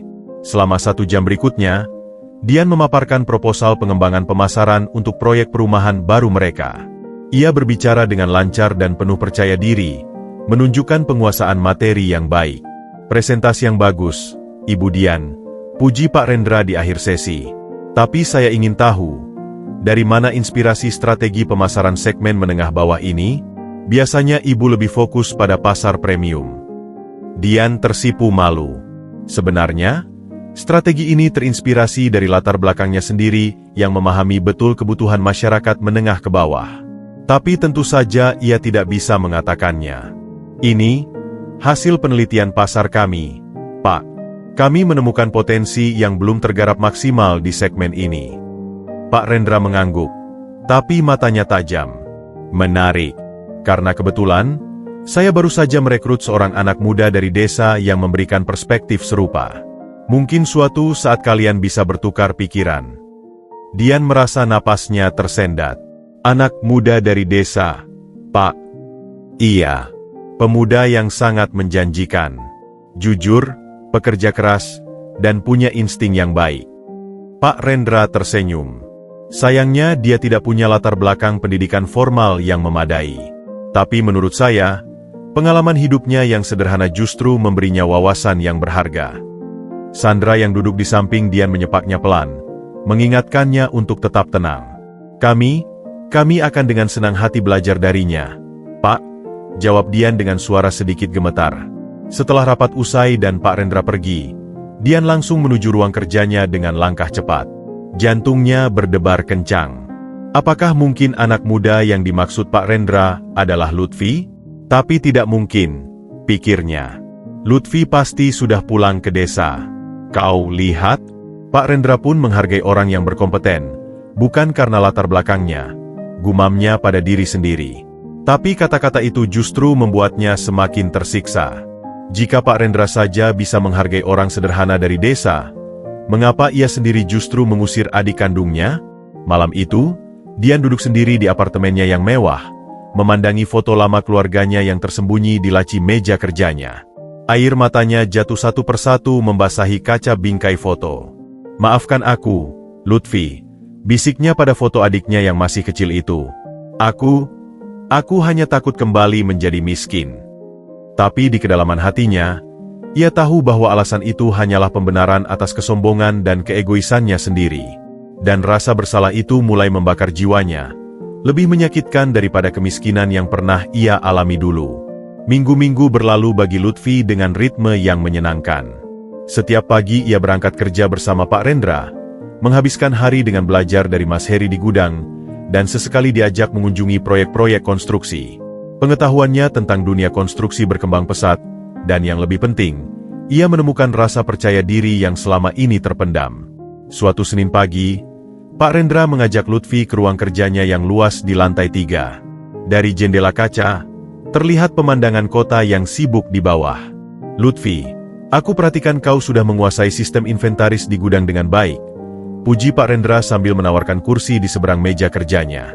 "Bahkan Mas Heri bilang, sejak kedatanganmu, efisiensi pengeluaran material meningkat 20%.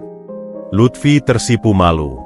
"Saya hanya membantu merapikan dan membuat sistem pencatatan yang lebih sederhana, Pak." "Itu lebih dari yang dilakukan banyak orang selama bertahun-tahun di sini," sahut Pak Rendra. "Ngomong-ngomong, ada yang ingin kutanyakan pendapatmu." Pak Rendra mengeluarkan setumpuk dokumen proyek perumahan sederhana yang sedang dalam tahap perencanaan. "Kami mengalami kendala dalam pengurangan biaya material tanpa mengorbankan kualitas. Ada ide?" Lutfi menerima dokumen itu dengan hati-hati. Ia mempelajari spesifikasi material yang direncanakan, lalu teringat pengalamannya membantu tetangga di desa membangun rumah dengan biaya terbatas. "Maaf kalau salah, Pak," mulai Lutfi hati-hati. "Tapi saya perhatikan di sini kita menggunakan bata merah premium untuk seluruh dinding. Padahal untuk rumah tipe sederhana, kita bisa kombinasikan dengan bata ringan untuk bagian dalam. Lebih murah dan cepat pemasangannya." Pak Rendra mengangguk, tertarik. "Lanjutkan." Lalu untuk sistem plumbing, Lutfi menunjuk bagian lain dari dokumen. "Kita bisa gunakan material standar SNI daripada merek impor. Di desa, rumah saya menggunakan yang standar dan sudah bertahan 15 tahun tanpa masalah. Tapi klien kami mungkin menginginkan yang terbaik," bantah Pak Rendra lembut, menguji pemikiran Lutfi. "Kalau boleh saya tahu, Pak, sasaran proyek ini untuk kalangan menengah pertama yang punya rumah, kan?" tanya Lutfi. "Mereka lebih memprioritaskan harga terjangkau daripada kemewahan. Yang penting kuat dan nyaman." Pak Rendra tersenyum lebar. "Pemikiran yang bagus. Aku akan pertimbangkan saranmu." Keesokan harinya, dalam rapat evaluasi proyek yang dihadiri semua kepala divisi, termasuk Dian, Pak Rendra tiba-tiba membahas ide penghematan biaya material. "Ada masukan menarik mengenai efisiensi biaya proyek perumahan Taman Melati," kata Pak Rendra pada semua yang hadir. "Kombinasi bata merah dan bata ringan, serta penggunaan material plumbing standar SNI bisa menghemat hingga 15% dari total biaya material." Para manajer saling bertukar pandang, terkejut. "Siapa yang memberi masukan itu, Pak?" tanya manajer teknik. "Itu ide yang brilian untuk segmen pasar menengah ke bawah." Pak Rendra tersenyum bangga. "Lutfi, asisten gudang kita." Suasana ruangan langsung berubah. Beberapa terlihat kagum, sementara yang lain seperti Andi dan Sandra menyembunyikan sikap skeptis mereka. Dian yang duduk di ujung meja merasa dadanya sesak. "Lutfi? Apakah mungkin itu Lutfi adiknya?" "Maaf, Pak," sela Andi. "Bukankah sebaiknya kita dengarkan masukan dari yang lebih berpengalaman? Lutfi itu anak baru dari desa. Justru karena dia dari desa, dia memahami kebutuhan segmen pasar kita yang sebenarnya," jawab Pak Rendra tegas. "Kadang kita terlalu lama di Menara Gading sehingga lupa realita di lapangan." Dian mencoba menyembunyikan kegelisahannya. "Pak Rendra, boleh tahu nama lengkapnya?" "Untuk dokumentasi rapat." "Lutfi." "Itu saja." "Kenapa?" Ibu Dian mengenalnya. Dian cepat-cepat menggeleng. Tidak, Pak. Hanya penasaran saja. Sepanjang rapat, Dian tidak bisa berkonsentrasi. Pikirannya melayang pada kemungkinan bahwa adiknya yang ia usir sekarang bekerja di perusahaan yang sama, dan bahkan mendapat perhatian khusus dari direktur utama. Setelah rapat, Dian bergegas mencari informasi tentang Lutfi. Dari Maya di resepsionis, ia mengetahui bahwa Lutfi memang tinggal bersama Pak Rendra. Katanya anak desa yang ditemukan Pak Rendra di halte bus, bisik Maya. Tapi baik sekali Pak Rendra padanya. Diperlakukan seperti anak sendiri. Mendengar itu, hati Dian semakin sesak. Rasa bersalah yang sudah dipendamnya kini bercampur dengan kecemburuan yang tak bisa diungkapkan. Mengapa orang lain bisa menerima dan menghargai adiknya, sementara ia sendiri justru mengusirnya? Sore itu, ketika hampir semua karyawan sudah pulang, Dian menyelinap ke area gudang di belakang gedung. Dari balik pintu, ia melihat Lutfi yang sedang asyik berdiskusi dengan Mas Heri tentang pengaturan material untuk pengiriman besok. Lutfi terlihat lebih sehat, lebih percaya diri, dan tersenyum lepas. Pakaian kerjanya sederhana tapi rapi, sangat berbeda dengan penampilan compang-camping saat menemuinya dulu. Tanpa sengaja, Dian menginjak kaleng kosong yang berserakan. Lutfi dan Mas Heri menoleh ke arahnya. "Ada yang bisa kami bantu, Ibu?" tanya Mas Heri sopan. Dian, panik, cepat-cepat berbalik dan pergi tanpa berkata-kata. "Aneh sekali Ibu Dian hari ini," gumam Mas Heri. Lutfi yang hanya melihat sekilas dari belakang, tidak menyadari bahwa itu adalah kakaknya. "Mungkin butuh sesuatu dari gudang, Mas." Malam itu, di rumah Pak Rendra, Lutfi bercerita tentang ide penghematan yang diangkat dalam rapat. "Tadi di kantor, Mas Heri bilang ide saya dibahas dalam rapat manajemen." "Kok bisa, Pak?" tanya Lutfi heran. "Karena itu ide bagus," jawab Pak Rendra sambil menyantap makan malam. "Dan aku percaya, kontribusi datang dari siapa saja, tidak peduli jabatannya." Bu Rina tersenyum bangga. Lutfi memang anak yang pintar. Sama seperti bapaknya dulu. "Omong-omong," tambah Pak Rendra, "besok ada kunjungan ke proyek Taman Melati. Kau akan ikut?" "Ya. Lihat langsung penerapan saranmu." Lutfi berseri-seri. "Benarkah, Pak? Saya boleh ikut?" "Tentu. Dan bersiaplah, karena mungkin kau akan bertemu dengan beberapa manajer dari divisi lain, termasuk Ibu Dian yang kemarin menanyakanmu." Mendengar nama itu, Lutfi diam seketika. "Ibu Dian?" "Iya, kepala divisi pemasaran. Kenapa? Kau mengenalnya?" Lutfi menggelap, menundukkan kepala. "Tidak, Pak. Hanya, namanya mirip dengan seseorang." Tapi dalam hatinya, jantungnya berdebar kencang. Apakah mungkin itu Kak Dian? Dan jika iya, apa yang akan terjadi ketika mereka bertemu lagi? Keesokan pagi, suasana di kantor terasa berbeda bagi Dian. Ia tiba lebih awal, matanya sembab dan lingkaran hitam di bawah mata membuktikan bahwa ia hampir tidak tidur semalaman. Pikirannya dipenuhi oleh bayangan pertemuan yang tak terhindarkan dengan Lutfi. Setelah memastikan dari data karyawan bahwa memang benar adiknya yang bekerja sebagai asisten gudang, Dian merasa seperti hidup dalam mimpi buruk. "Sandra," bisiknya saat rekan kerjanya itu masuk ke ruangan mereka, "kau tidak akan percaya apa yang terjadi." Sandra meletakkan tas merek mahalnya di meja. "Apa lagi? Jangan-jangan adik miskinmu itu kembali mencarimu?" "Lebih buruk dari itu," desis Dian, menutup pintu ruangan. "Dia bekerja di sini, sebagai asisten gudang, dan Pak Rendra sendiri yang membawanya ke perusahaan ini." Wajah Sandra berubah pucat. "Apa? Itu tidak mungkin. Bagaimana bisa?" Dari Maya di resepsionis, "Aku tahu Pak Rendra menemukannya di halte bus dan membawanya pulang.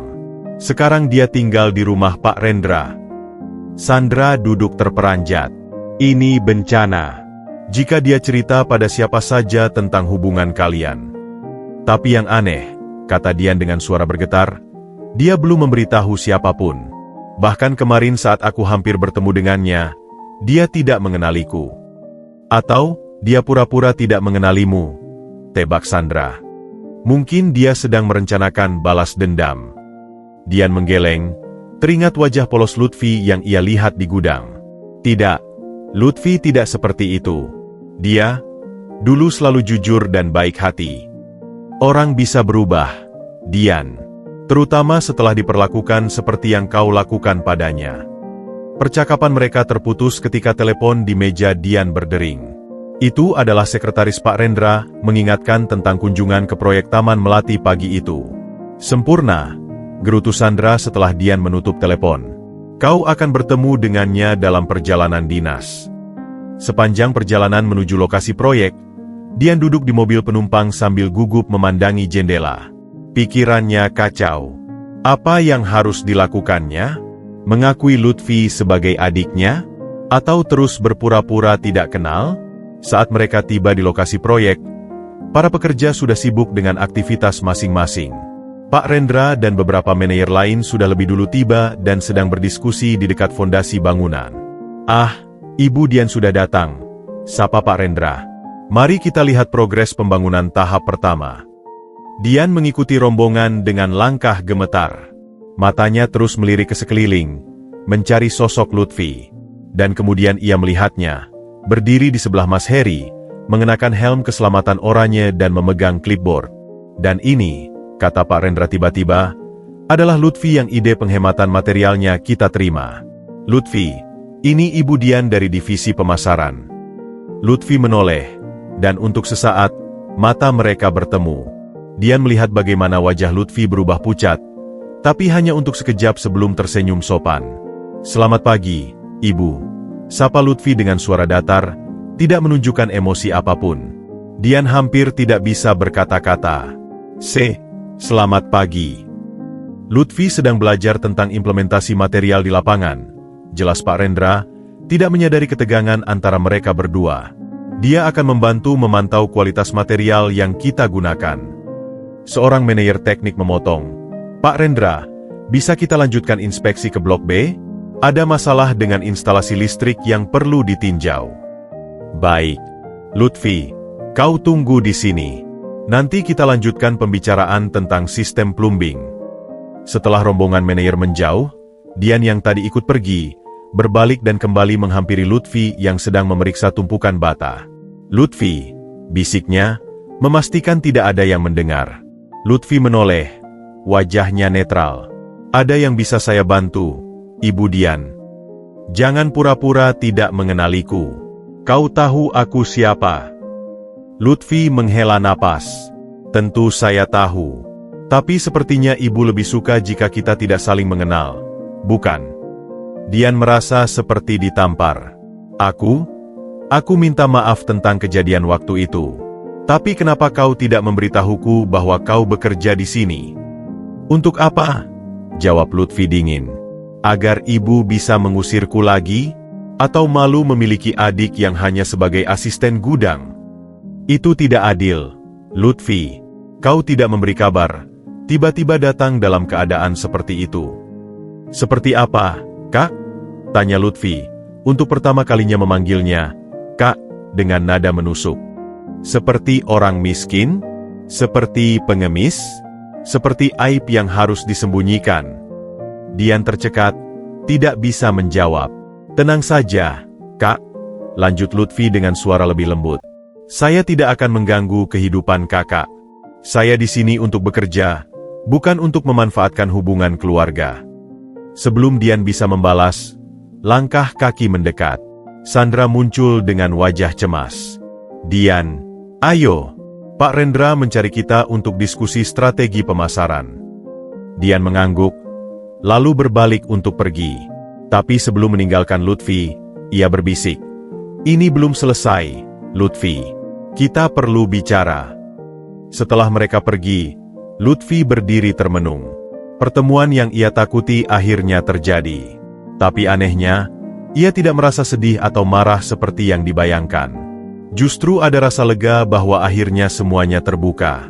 "Semuanya baik-baik saja, Lutfi?" tanya Mas Heri yang mendekat. "Baik, Mas. Hanya sedikit lelah." Sementara itu, di mobil saat kembali ke kantor, Dian duduk diam memandang keluar jendela. Sandra yang menyetir meliriknya dengan cemas. "Jadi, Apa yang dia katakan? Dia memanggilku, "Kak," bisik Dian. Tapi rasanya lebih menyakitkan daripada ketika dia memanggilku, "Ibu." "Kau harus berhati-hati, Dian. Jika Pak Rendra tahu kau mengusir adikmu sendiri dan sekarang dia adalah anak kesayangannya. Itu yang paling aku khawatirkan," sahut Dian dengan putus asa. Tapi yang lebih menyakitkan adalah melihatnya begitu dihargai orang lain, sementara aku sendiri yang menolaknya. Malam itu, kedua kakak beradik itu terbaring di tempat tidur mereka masing-masing, tidak bisa tidur. Dian di apartemen mewahnya yang terasa tiba-tiba sangat sepi dan hampa. Lutfi di kamar sederhana yang penuh dengan kehangatan dan penerimaan.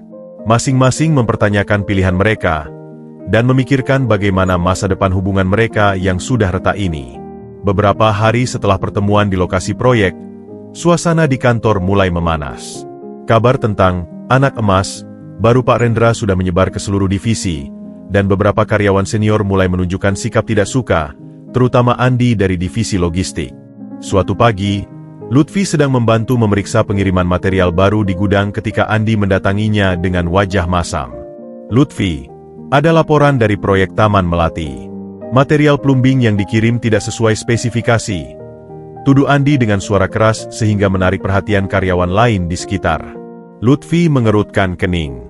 "Itu tidak mungkin, Pak Andi. Saya sendiri yang memeriksa dan menandatangani berita terima kemarin. Semua sesuai spesifikasi standar SNI yang sudah disetujui. Jangan main-main dengan saya," hardik Andi. "Site manajer melaporkan bahwa kualitasnya di bawah standar. Kau pasti asal tanda tangan saja." Mas Heri yang mendengar keributan segera mendekat. "Tenang, Pak Andi. Saya yang bertanggung jawab atas pengiriman material. Lutfi hanya membantu saya. Dan kau terlalu memanjakannya, Heri. Karena dia anak kesayangan bos, kau biarkan dia berbuat semaunya." Lutfi merasa darahnya mendidih. Tapi ia berusaha tetap tenang. "Mari kita periksa bersama-sama, Pak. Saya masih menyimpan sampel material yang dikirim kemarin." Dengan tenang, Lutfi mengajak Andi ke ruang sampel di belakang gudang. Ia mengeluarkan beberapa potong pipa dan aksesoris plumbing yang disimpannya sebagai arsip. "Lihat, Pak. Ini sampel dari pengiriman kemarin. Semua ada stempel SNI dan kode quality control-nya jelas." Andi memeriksa dengan saksama. Wajahnya masih cemberut. "Ini tidak membuktikan apa-apa. Bisa saja kau menyimpan sampel yang bagus tapi mengirim yang jelek." "Saya punya bukti lain," kata Lutfi dengan tenang. Ia mengambil buku catatannya yang rapi. "Setiap pengiriman saya foto dan catat nomor serinya. Silakan cocokkan dengan yang ada di proyek." Saat itu, beberapa karyawan dari divisi lain sudah berkumpul menyaksikan pertengkaran mereka, termasuk Dian yang kebetulan lewat untuk mengambil dokumen. "Apa yang terjadi di sini?" tanya Dian, mencoba menyembunyikan kepanikannya. "Ah, Ibu Dian. Kebetulan sekali," sambut Andi. "Anak bawang ini mengirim material di bawah standar ke proyek kita." "Itu tidak benar, Ibu," bantah Lutfi. "Saya punya semua bukti bahwa material yang dikirim sesuai spesifikasi." Dian berada dalam posisi sulit.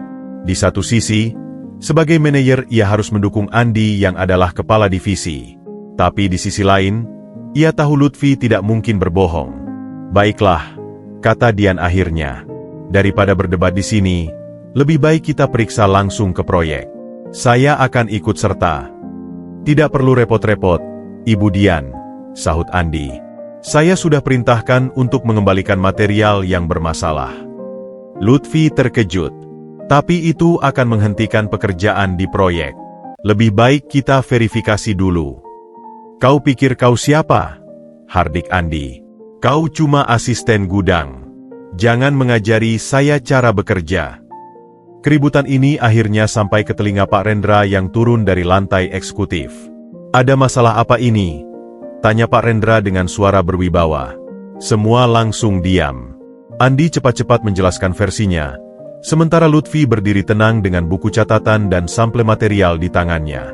Setelah mendengar kedua belah pihak, Pak Rendra memandang Lutfi. "Kau yakin dengan apa yang kau katakan, Lutfi?" "Sangat yakin, Pak, saya siap bertanggung jawab penuh. Baik, kata Pak Rendra. Kita semua akan pergi ke proyek sekarang. Mari kita lihat kebenarannya langsung. Dalam perjalanan menuju proyek, Dian yang duduk di mobil bersama Lutfi dan Pak Rendra merasa sangat tidak nyaman. Ini pertama kalinya ia berada begitu dekat dengan adiknya sejak peristiwa pengusiran. Saya minta maaf merepotkan Bapak, kata Lutfi memecah keheningan. Tidak apa-apa. Masalah seperti ini wajar dalam bisnis konstruksi, jawab Pak Rendra. Yang penting kita selesaikan dengan profesional. Sesampainya di lokasi proyek, mereka langsung memeriksa material plumbing yang dikeluhkan. Lutfi dengan cekatan membandingkan sampel yang dibawanya dengan material di lokasi. Lihat, Pak, tunjuk Lutfi. Material di sini berbeda dengan yang saya kirim. Stempel SNI-nya tidak sama, dan kualitas bahannya jelas lebih rendah. Site manajer yang bertanggung jawab di proyek itu terlihat gugup. Saya hanya menerima laporan dari mandor, Pak. Setelah investigasi lebih lanjut, terungkap bahwa ada kesengajaan mengganti material yang dikirim dengan material berkualitas rendah oleh seorang mandor yang bekerja sama dengan supplier tidak resmi untuk mengambil keuntungan. Jadi, Lutfi tidak bersalah, tanya Pak Rendra pada site manajer. Benar, Pak. Material yang dikirim dari gudang memang sesuai spesifikasi. Masalahnya terjadi di sini. Andi yang mendengar pengakuan itu langsung berubah wajah. Saya tidak tahu, Pak. Saya hanya meneruskan laporan. Tapi sebagai kepala divisi logistik, seharusnya kau verifikasi dulu sebelum menuduh orang lain, tegur Pak Rendra dengan tegas. Dalam perjalanan pulang, Pak Rendra memuji Lutfi di depan Dian. Lutfi, kau menangani situasi itu dengan sangat profesional. Tidak banyak orang yang bisa tetap tenang dan rasional ketika dituduh seperti itu. Lutfi tersenyum malu. Saya hanya melakukan pekerjaan saya, Pak. Saat mereka tiba di kantor, Dian menarik Lutfi ke ruang meeting kecil. Lutfi, kita perlu bicara, katanya dengan suara rendah. Tentang apa, Ibu Dian? Jawab Lutfi masih dengan panggilan formal. Tolong, jangan panggil aku seperti itu. Aku minta maaf untuk segala yang terjadi. Lutfi menghela napas. Kakak tidak perlu minta maaf. Mungkin memang lebih baik seperti ini. Kita profesional saja di kantor. Tapi kau adalah adikku. Aku ingin memperbaiki kesalahanku. Kesalahan apa, Kak? Tanya Lutfi dengan nada datar. Kakak hanya melakukan apa yang menurut Kakang terbaik untuk diri sendiri. Saya mengerti. Kata-kata Lutfi yang dingin itu lebih menyakitkan bagi Dian daripada kemarahan. Ia menyadari bahwa ia telah kehilangan tidak hanya adiknya, tetapi juga rasa hormat dan kepercayaannya. Apakah ada kesempatan bagiku untuk menebus kesalahan? Tanya Dian dengan suara bergetar. Lutfi memandangnya lama. Saya tidak tahu, Kak. Tapi untuk saat ini, mari kita fokus pada pekerjaan masing-masing. Setelah Lutfi pergi, Dian berdiri sendirian di ruang meeting, menyadari betapa dalam luka yang ia sebabkan. Dan yang lebih menyedihkan, ia mulai memahami bahwa uang dan kesuksesan yang ia kumpulkan selama ini ternyata tidak berarti apa-apa ketika ia kehilangan orang yang seharusnya paling berharga dalam hidupnya. Malam itu, setelah kejadian di proyek Taman Melati, Pak Rendra mengajak Lutfi makan malam di sebuah rumah makan sederhana yang menjadi favoritnya. Sepanjang makan, Lutfi terlihat diam dan berpikir. Ada yang mengganggu pikiranmu, Nak? Tanya Pak Rendra sambil menuangkan teh hangat untuk mereka berdua. Lutfi menghela napas. Saya hanya memikirkan kejadian tadi, Pak. Dan tentang Ibu Dian. Pak Rendra mengangguk perlahan. Aku perhatikan ada ketegangan antara kalian berdua. Mau cerita? Untuk beberapa saat, Lutfi terdiam, memandangi cangkir tehnya yang beruap.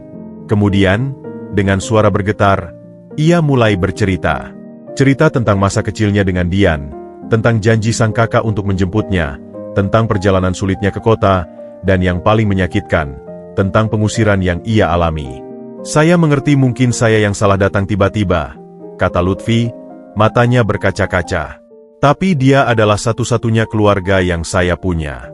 Dan dia mengusir saya seperti saya sampah. Pak Rendra mendengarkan dengan seksama. Wajahnya penuh empati. Setelah Lutfi selesai, ia menghela napas dalam. "Lutfi, ada sesuatu yang harus kuberitahukan padamu," kata Pak Rendra dengan suara serius. "Tentang mengapa aku begitu peduli padamu sejak awal." Lutfi mengangkat kepalanya, penasaran. "Ceritamu?" "Mengingatkanku pada seseorang yang sangat berarti dalam hidupku. Seseorang yang juga pernah mengorbankan dirinya untukku." "Siapa itu, Pak?" Pak Rendra mengambil dompetnya dan mengeluarkan foto lama yang sudah pudar. Foto itu menunjukkan dua pemuda berpose di depan sebuah bengkel sederhana. Salah satunya adalah Pak Rendra yang masih sangat muda, dan yang lainnya, Itu ayah saya," terkesiap Lutfi. "Ya," jawab Pak Rendra, matanya berkaca-kaca. "Bapakmu, Sutrisno, adalah sahabat terbaikku dan juga partner bisnisku dulu." Lutfi tidak bisa berkata-kata. Matanya terpaku pada foto itu. 20 tahun yang lalu, lanjut Pak Rendra, "kami memulai usaha kontraktor kecil-kecilan. Tapi aku membuat kesalahan besar. Aku terlalu percaya pada seseorang yang ternyata penipu, dan kami kehilangan semua modal kami." Pak Rendra berhenti sejenak, mengambil napas. "Hutang menumpuk. Para supplier mengejar kami. Aku jatuh sakit karena stres. Dan saat itulah, bapakmu melakukan sesuatu yang tidak akan pernah kulupa." "Apa yang dia lakukan, Pak?" tanya Lutfi penuh rasa ingin tahu. "Dia menjual satu-satunya sawah warisan orang tuanya untuk membantuku melunasi sebagian hutang," jawab Pak Rendra, suaranya tercekat. "Padahal saat itu dia sudah menikah dan memiliki 2 anak kecil, Dian dan kamu." Lutfi terdiam, tidak menyangka ayahnya pernah melakukan pengorbanan sebesar itu. "Tapi, kenapa tidak ada yang pernah menceritakan ini pada saya?" "Karena aku malu, Lutfi. Aku Pak Rendra. Setelah kejadian itu, aku memutuskan merantau ke kota untuk membangun kembali hidupku. Aku berjanji pada bapakmu bahwa suatu hari nanti aku akan kembali dan membalas segala kebaikannya." Pak Rendra memandangi foto itu dengan penuh penyesalan. "Tapi ketika aku sudah mulai sukses dan kembali ke desa, ternyata bapakmu sudah meninggal dunia karena kecelakaan kerja. Keluargamu sudah pindah, dan tak ada yang tahu kemana." Sekarang Lutfi memahami segala kebaikan yang ditunjukkan Pak Rendra padanya. Ini bukan sekadar belas kasihan, tapi sebuah janji yang ditepati setelah bertahun-tahun. "Jadi ketika saya menceritakan nama orang tua saya," gumam Lutfi, "jantungku langsung berdebar," sambung Pak Rendra. "Dan ketika kau menunjukkan foto keluargamu, aku tidak lagi punya keraguan. Akhirnya, setelah bertahun-tahun mencari, aku menemukan anak dari sahabat terbaikku." Pak Rendra memegang bahu Lutfi. "Janjiku pada bapakmu akan kutepati. Aku akan menjagamu seperti anakku sendiri. Bapakmu dulu tidak meninggalkanku dalam kesulitan, dan aku tidak akan meninggalkanmu." Lutfi tidak bisa menahan air matanya lagi. Sekarang ia mengerti mengapa pertemuannya dengan Pak Rendra terasa begitu berarti, seolah ada ikunan tak terlihat yang menghubungkan mereka. "Selama ini saya pikir tidak ada lagi yang peduli dengan kami," isak Lutfi. "Setelah orang tua meninggal, dan Kak Dian pergi merantau, saya merasa begitu sendirian." "Tidak lagi, Nak," kata Pak Rendra sambil memeluknya. "Kau punya keluarga sekarang. Dan tentang Dian." Pak Rendra berhenti, memilih kata-katanya dengan hati-hati. Kadang, kesuksesan bisa membutakan orang terhadap hal-hal yang benar-benar penting. Tapi aku percaya setiap orang pantas mendapat kesempatan untuk memperbaiki kesalahan. Apakah Bapak akan memecat Kak Dian karena telah mengusir saya?" "Tidak," jawab Pak Rendra tegas. "Itu adalah urusan pribadi antara kalian berdua. Selama Dian bekerja dengan profesional di kantor, dia akan tetap menjadi bagian dari perusahaan ini." Malam itu, sebelum tidur, Lutfi berdiri lama di depan foto ayahnya yang disimpan Pak Rendra di ruang kerja. "Terima kasih, Yah," bisiknya. "Rupanya kebaikanmu masih terus memberkati hidupku, bahkan setelah engkau pergi." Untuk pertama kalinya dalam waktu yang lama, Lutfi tidur dengan perasaan damai. Ia tahu bahwa di balik semua kepahitan hidup, selalu ada kebaikan yang menunggu untuk ditemukan. Dan mungkin, suatu hari nanti, bahkan hubungannya dengan Kak Dian bisa diperbaiki. Musim hujan telah tiba, Membawa hawa sejuk yang menyegarkan namun juga tantangan tersendiri bagi proyek-proyek konstruksi. Perusahaan Pak Rendra sedang mempersiapkan acara tahunan yang penting, presentasi capaian dan rencana tahunan. Acara ini akan dihadiri oleh semua karyawan, dari level staf hingga direksi, serta beberapa mitra bisnis penting. Paginya, Lutfi membantu Mas Heri menyiapkan ruang auditorium di lantai dasar. Mereka mengatur kursi, memeriksa sound system, dan memastikan semua perlengkapan presentasi berfungsi dengan baik. Gugup, Lutfi? Tanya Mas Heri sambil menata bunga di atas panggung. Katanya Pak Rendra mau memperkenalkan kamu secara resmi hari ini. Lutfi mengangguk sambil menyesuaikan mikrofon. Sedikit, Mas. Saya tidak terbiasa jadi pusat perhatian. Tenang saja. Kau pantas dapat pengakuan. Ide penghematan materialmu sudah menghemat perusahaan hampir 200 juta dalam sebulan terakhir. Sementara itu, di lantai atas, Dian sedang bersiap untuk presentasinya dengan perasaan campur aduk. Ia tahu Lutfi akan hadir dalam acara tersebut, dan ini akan menjadi pertama kalinya mereka berada dalam satu ruangan sejak pertemuan terakhir mereka yang tegang. Sandra membantu Dian memilih busana yang tepat. Kau harus tampil sempurna hari ini. Kabarnya ada investor baru yang akan hadir. Apakah Lutfi akan? Iya, dia akan hadir. Tapi jangan biarkan itu mengganggumu. Fokus saja pada presentasimu. Saat jam menunjukkan pukul 9 pagi, auditorium mulai dipenuhi karyawan. Lutfi duduk di barisan belakang bersama rekan-rekan dari gudang dan divisi logistik. Ia memakai kemeja baru yang dibelikan Bu Rina khusus untuk acara ini.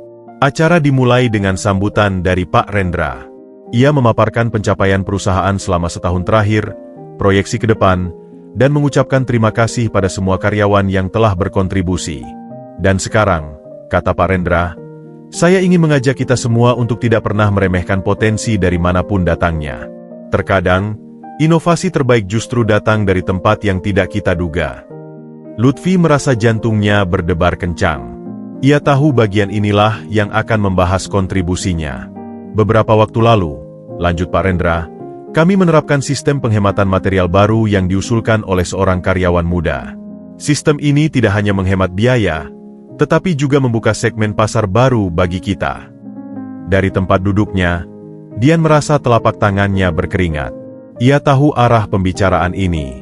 Berkat ide sederhana namun brilian ini, kata Pak Rendra, kita bisa menawarkan produk yang lebih terjangkau tanpa mengorbankan kualitas. Dan yang lebih membanggakan, ide ini datang dari seorang yang tidak memiliki latar belakang formal di bidang konstruksi. Suasana di ruangan mulai riuh. Beberapa orang sudah mulai menebak-nebak. Oleh karena itu, hari ini saya dengan bangga memperkenalkan. Tiba-tiba, pintu auditorium terbuka dan seorang pria parubaya masuk dengan tergesa-gesa. Maaf saya terlambat, Rendra. Lalu lintas cukup padat hari ini. Semua orang menoleh ke arah suara itu. Pak Rendra tersenyum lebar. Tidak apa-apa, Pak Hadi. Tepat waktu untuk bagian yang penting. Lutfi mengamati pria yang baru datang itu. Ia tampak familiar, tapi tidak yakin di mana pernah melihatnya. Sambil menyambut mitra bisnis kita, Pak Hadi, lanjut Pak Rendra, izinkan saya melanjutkan pengumuman penting ini. Lutfi, bisa ke depan. Semua mata tertuju pada Lutfi yang berdiri dengan sedikit gemetar. Ia berjalan menuju panggung, merasakan ratusan pasang mata mengamatnya. Saat melewati barisan tempat Dian duduk, untuk sesaat mata mereka bertemu.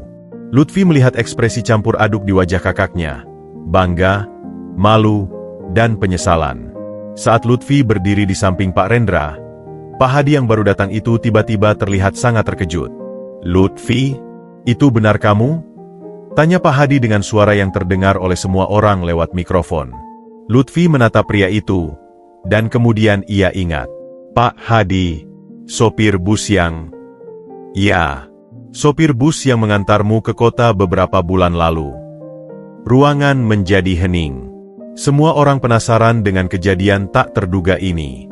Pak Rendra terlihat bingung. Kalian berdua kenal? Pak Hadi tertawa lebar. Tentu saja. Beberapa bulan lalu, saya mengantarkan Lutfi ke kota dengan bus saya. Tapi yang membuat saya ingat, Selama perjalanan dia berani membela penumpang lain dari preman yang mengganggu. Cerita Pak Hadi membuat semua orang terkesima. Ia melanjutkan, dia masih sangat muda, tapi punya nyali dan integritas yang besar. Saya ingat betul karena setelah itu, saya selalu bertanya-tanya apa yang terjadi padanya. Pak Rendra tersenyum bangga. Dan sekarang kau tahu, dia tidak hanya berani, tetapi juga pintar dan inovatif. Pak Rendra kemudian menjelaskan pada semua hadirin tentang sistem penghematan material yang diusulkan Lutfi, dan bagaimana ide sederhana itu telah membawa dampak besar bagi perusahaan. Dari tempat duduknya, Dian mendengarkan dengan perasaan yang semakin hancur. Ia menyaksikan bagaimana orang asing pun bisa melihat kebaikan dan potensi dalam diri adiknya, sementara ia sendiri justru mengusirnya. Setelah acara selesai, banyak karyawan yang mendatangi Lutfi untuk memberi selamat. Dian berdiri agak jauh, memperhatikan adiknya yang kini tampak begitu percaya diri dan dihargai. Saat Lutfi sedang berbincang dengan Pak Hadi, Pak Rendra menghampiri Dian. "Ibu Dian, ada yang ingin kubicarakan dengan Anda." Dian mengangguk gugup, mengira akan dimarahi tentang hubungannya dengan Lutfi. Tapi yang mengejutkan, Pak Rendra justru berkata, "Saya perhatikan kontribusi Lutfi dalam tim teknik dan logistik sangat berharga. Saya ingin dia mendapatkan mentor yang memahami segmen pasar menengah ke bawah. Dan menurut saya, Anda adalah orang yang tepat." Dian terkejut. "Saya, Pak?" "Iya. Anda memiliki pemahaman yang baik tentang pasar tersebut, seperti yang terlihat dalam presentasi Anda tadi. Dan Lutfi perlu belajar tentang aspek bisnis dari seseorang yang berpengalaman. Tapi, saya pikir, tidak ada yang perlu dikhawatirkan," kata Pak Rendra. "Saya tahu Anda profesional, dan Lutfi juga akan bersikap profesional." Saat itu, Lutfi mendekat mereka setelah selesai berbicara dengan Pak Hadi. "Lutfi," sapa Pak Rendra, "mulai minggu depan, kamu akan mendapat pelatihan tambahan dari Ibu Dian tentang strategi pemasaran dan bisnis. Kau perlu memahami sisi ini untuk mengembangkan ide-idemu." Lutfi dan Dian saling memandang, sama-sama terkejut dengan keputusan ini. Apakah tidak masalah untuk Ibu Dian?" tanya Lutfi hati-hati. Dian menarik napas dalam. "Tidak masalah. Saya akan dengan senang hati membagikan pengetahuan saya." Setelah Pak Rendra pergi, kedua kakak beradik itu berdiri sendirian untuk pertama kalinya di tempat umum. "Lutfi," mulai Dian dengan suara rendah, Aku bangga padamu." Lutfi mengangguk. "Terima kasih, Kak." Kedua kata itu, "Kak," diucapkan dengan hangat, tidak seperti panggilan dingin sebelumnya. Meski masih ada jarak antara mereka, setidaknya sekarang ada harapan bahwa suatu hari nanti, mereka bisa menjadi keluarga lagi. 6 bulan telah berlalu sejak acara tahunan perusahaan. Musim hujan telah berganti dengan kemarau yang cerah, seolah mencerminkan perubahan yang terjadi dalam hubungan antara Lutfi dan Dian. Di bawah bimbingan Dian, Lutfi tidak hanya belajar tentang strategi pemasaran dan bisnis, tetapi juga perlahan-lahan membangun kembali ikatan persaudaraan mereka yang sempat putus. Suatu Sabtu sore, Pak Rendra dan Bu Rina mengadakan acara barbeque di halaman belakang rumah mereka. Undangan tidak hanya untuk karyawan, tetapi juga untuk beberapa mitra bisnis, termasuk Pak Hadi, sopir bus yang baik hati itu. "Lutfi, tolong bantu saya atur kursi ini," panggil Bu Rina dari teras. "Segera, Bu," sahut Lutfi yang sedang membantu menyiapkan panggangan. Saat ia mengatur kursi, sebuah mobil mewah berhenti di depan rumah. Dari dalam mobil, turunlah Dian dengan pakaian kasual yang sederhana, sangat berbeda dengan penampilan glamornya selama ini. Di tangannya, ia membawa beberapa kardus berisi makanan yang ia masak sendiri. "Kak Dian," sapa Lutfi dengan senyum tulus. "Kau datang." "Aku janji akan datang, kan?" jawab Dian, tersenyum balik. "Aku bantu bawakan itu." Mereka berdua kemudian bekerja sama menyiapkan meja makan, sebuah pemandangan yang membuat Pak Rendra dan Bu Rina tersenyum haru. "Lihat mereka," bisik Bu Rina pada suaminya. "Akhirnya bisa rukun juga." "Waktu memang penyembuh yang terbaik," jawab Pak Rendra sambil memeluk bahu istrinya. Acara barbeque berlangsung meriah. Suasana akrab dan hangat terasa di antara semua tamu. Pak Hadi dengan antusias bercerita pada semua orang tentang keberanian Lutfi di bus dulu, sambil sesekali menambahkan, dari dulu sudah kelihatan, anak ini akan jadi orang sukses. Di sebuah sudut taman, Lutfi dan Dian akhirnya mendapatkan kesempatan untuk berbicara berdua saja. "Lutfi," mulai Dian dengan suara bergetar, "ada yang ingin kukatakan padamu." Lutfi memandang kakaknya dengan lembut. "Aku tahu, Kak. Aku juga ingin bicara." Dian menarik napas dalam. "Aku ingin meminta maaf yang sebenar-benarnya. Untuk segala kesombongan dan keegoisanku. Untuk rasa maluku yang membuatku mengusirmu. Untuk 10 tahun yang aku sia-siakan tanpa menjagamu seperti yang dijanjikan." Air mata mulai menggenang di mata Dian. "Aku sudah menjual apartemen mewahku dan pindah ke tempat yang lebih sederhana. Aku menyadari bahwa semua kemewahan itu tidak ada artinya tanpa orang yang bisa diajak berbagi." Lutfi mengambil tangan kakaknya. "Kak, aku sudah memaafkanmu sejak lama. Aku mengerti tekanan yang kau hadapi. Dan lihatlah sekarang, justru karena kejadian itulah aku bertemu dengan Pak Rendra dan Bu Rina, yang telah menjadi keluarga bagiku. Tapi seharusnya aku yang menjagamu, Ishak Dian. Kau adalah adikku. Janjiku pada ibu dan bapak. Kita semua membuat kesalahan, Kak," hibur Lutfi. "Yang penting kita belajar darinya. Dan lihatlah sekarang, kita bersama lagi." Saat percakapan mereka berlangsung, Pak Rendra menghampiri dengan membawa 2 gelas jus. "Kelihatan serius sekali percakapan kalian," katanya dengan senyum. "Pak Rendra," kata Lutfi, "kami ingin mengucapkan terima kasih. Kalau bukan karena Bapak, mungkin kami tidak akan pernah bisa seperti sekarang." Pak Rendra duduk di samping mereka. "Kalian berdua yang memutuskan untuk memperbaiki hubungan kalian. Aku hanya memberikan kesempatan." "Ibu Dian," lanjut Pak Rendra, "apa kau tahu bahwa keputusan untuk menjadikanmu mentor Lutfi adalah saran dari Lutfi sendiri?" Dian terkejut. "Benarkah?" Lutfi mengangguk. "Aku yang meminta pada Pak Rendra. Aku tahu kakak adalah orang yang tepat, dan aku ingin punya alasan untuk lebih dekat dengan kakak lagi." Mendengar pengakuan itu, Dian tidak bisa menahan air matanya lagi. Ia memeluk Lutfi erat-erat. "Maafkan aku, adikku. Aku berjanji tidak akan pernah mengecewakanmu lagi. Sudah jangan diingat lagi, Kak. Yang penting kita sekarang bersama." Malam itu, ketika semua tamu sudah pulang, Lutfi, Dian, Pak Rendra, dan Bu Rina duduk bersama di teras rumah menikmati udara malam yang sejuk. "Ada satu hal lagi yang ingin ku minta pada kalian berdua," kata Pak Rendra tiba-tiba. Lutfi dan Dian saling memandang, penasaran. "Sebagai orang yang berhutang nyawa pada orang tua kalian, dan sebagai seseorang yang menganggap kalian seperti anak sendiri, aku ingin kalian berdua pindah dan tinggal di sini bersama kami."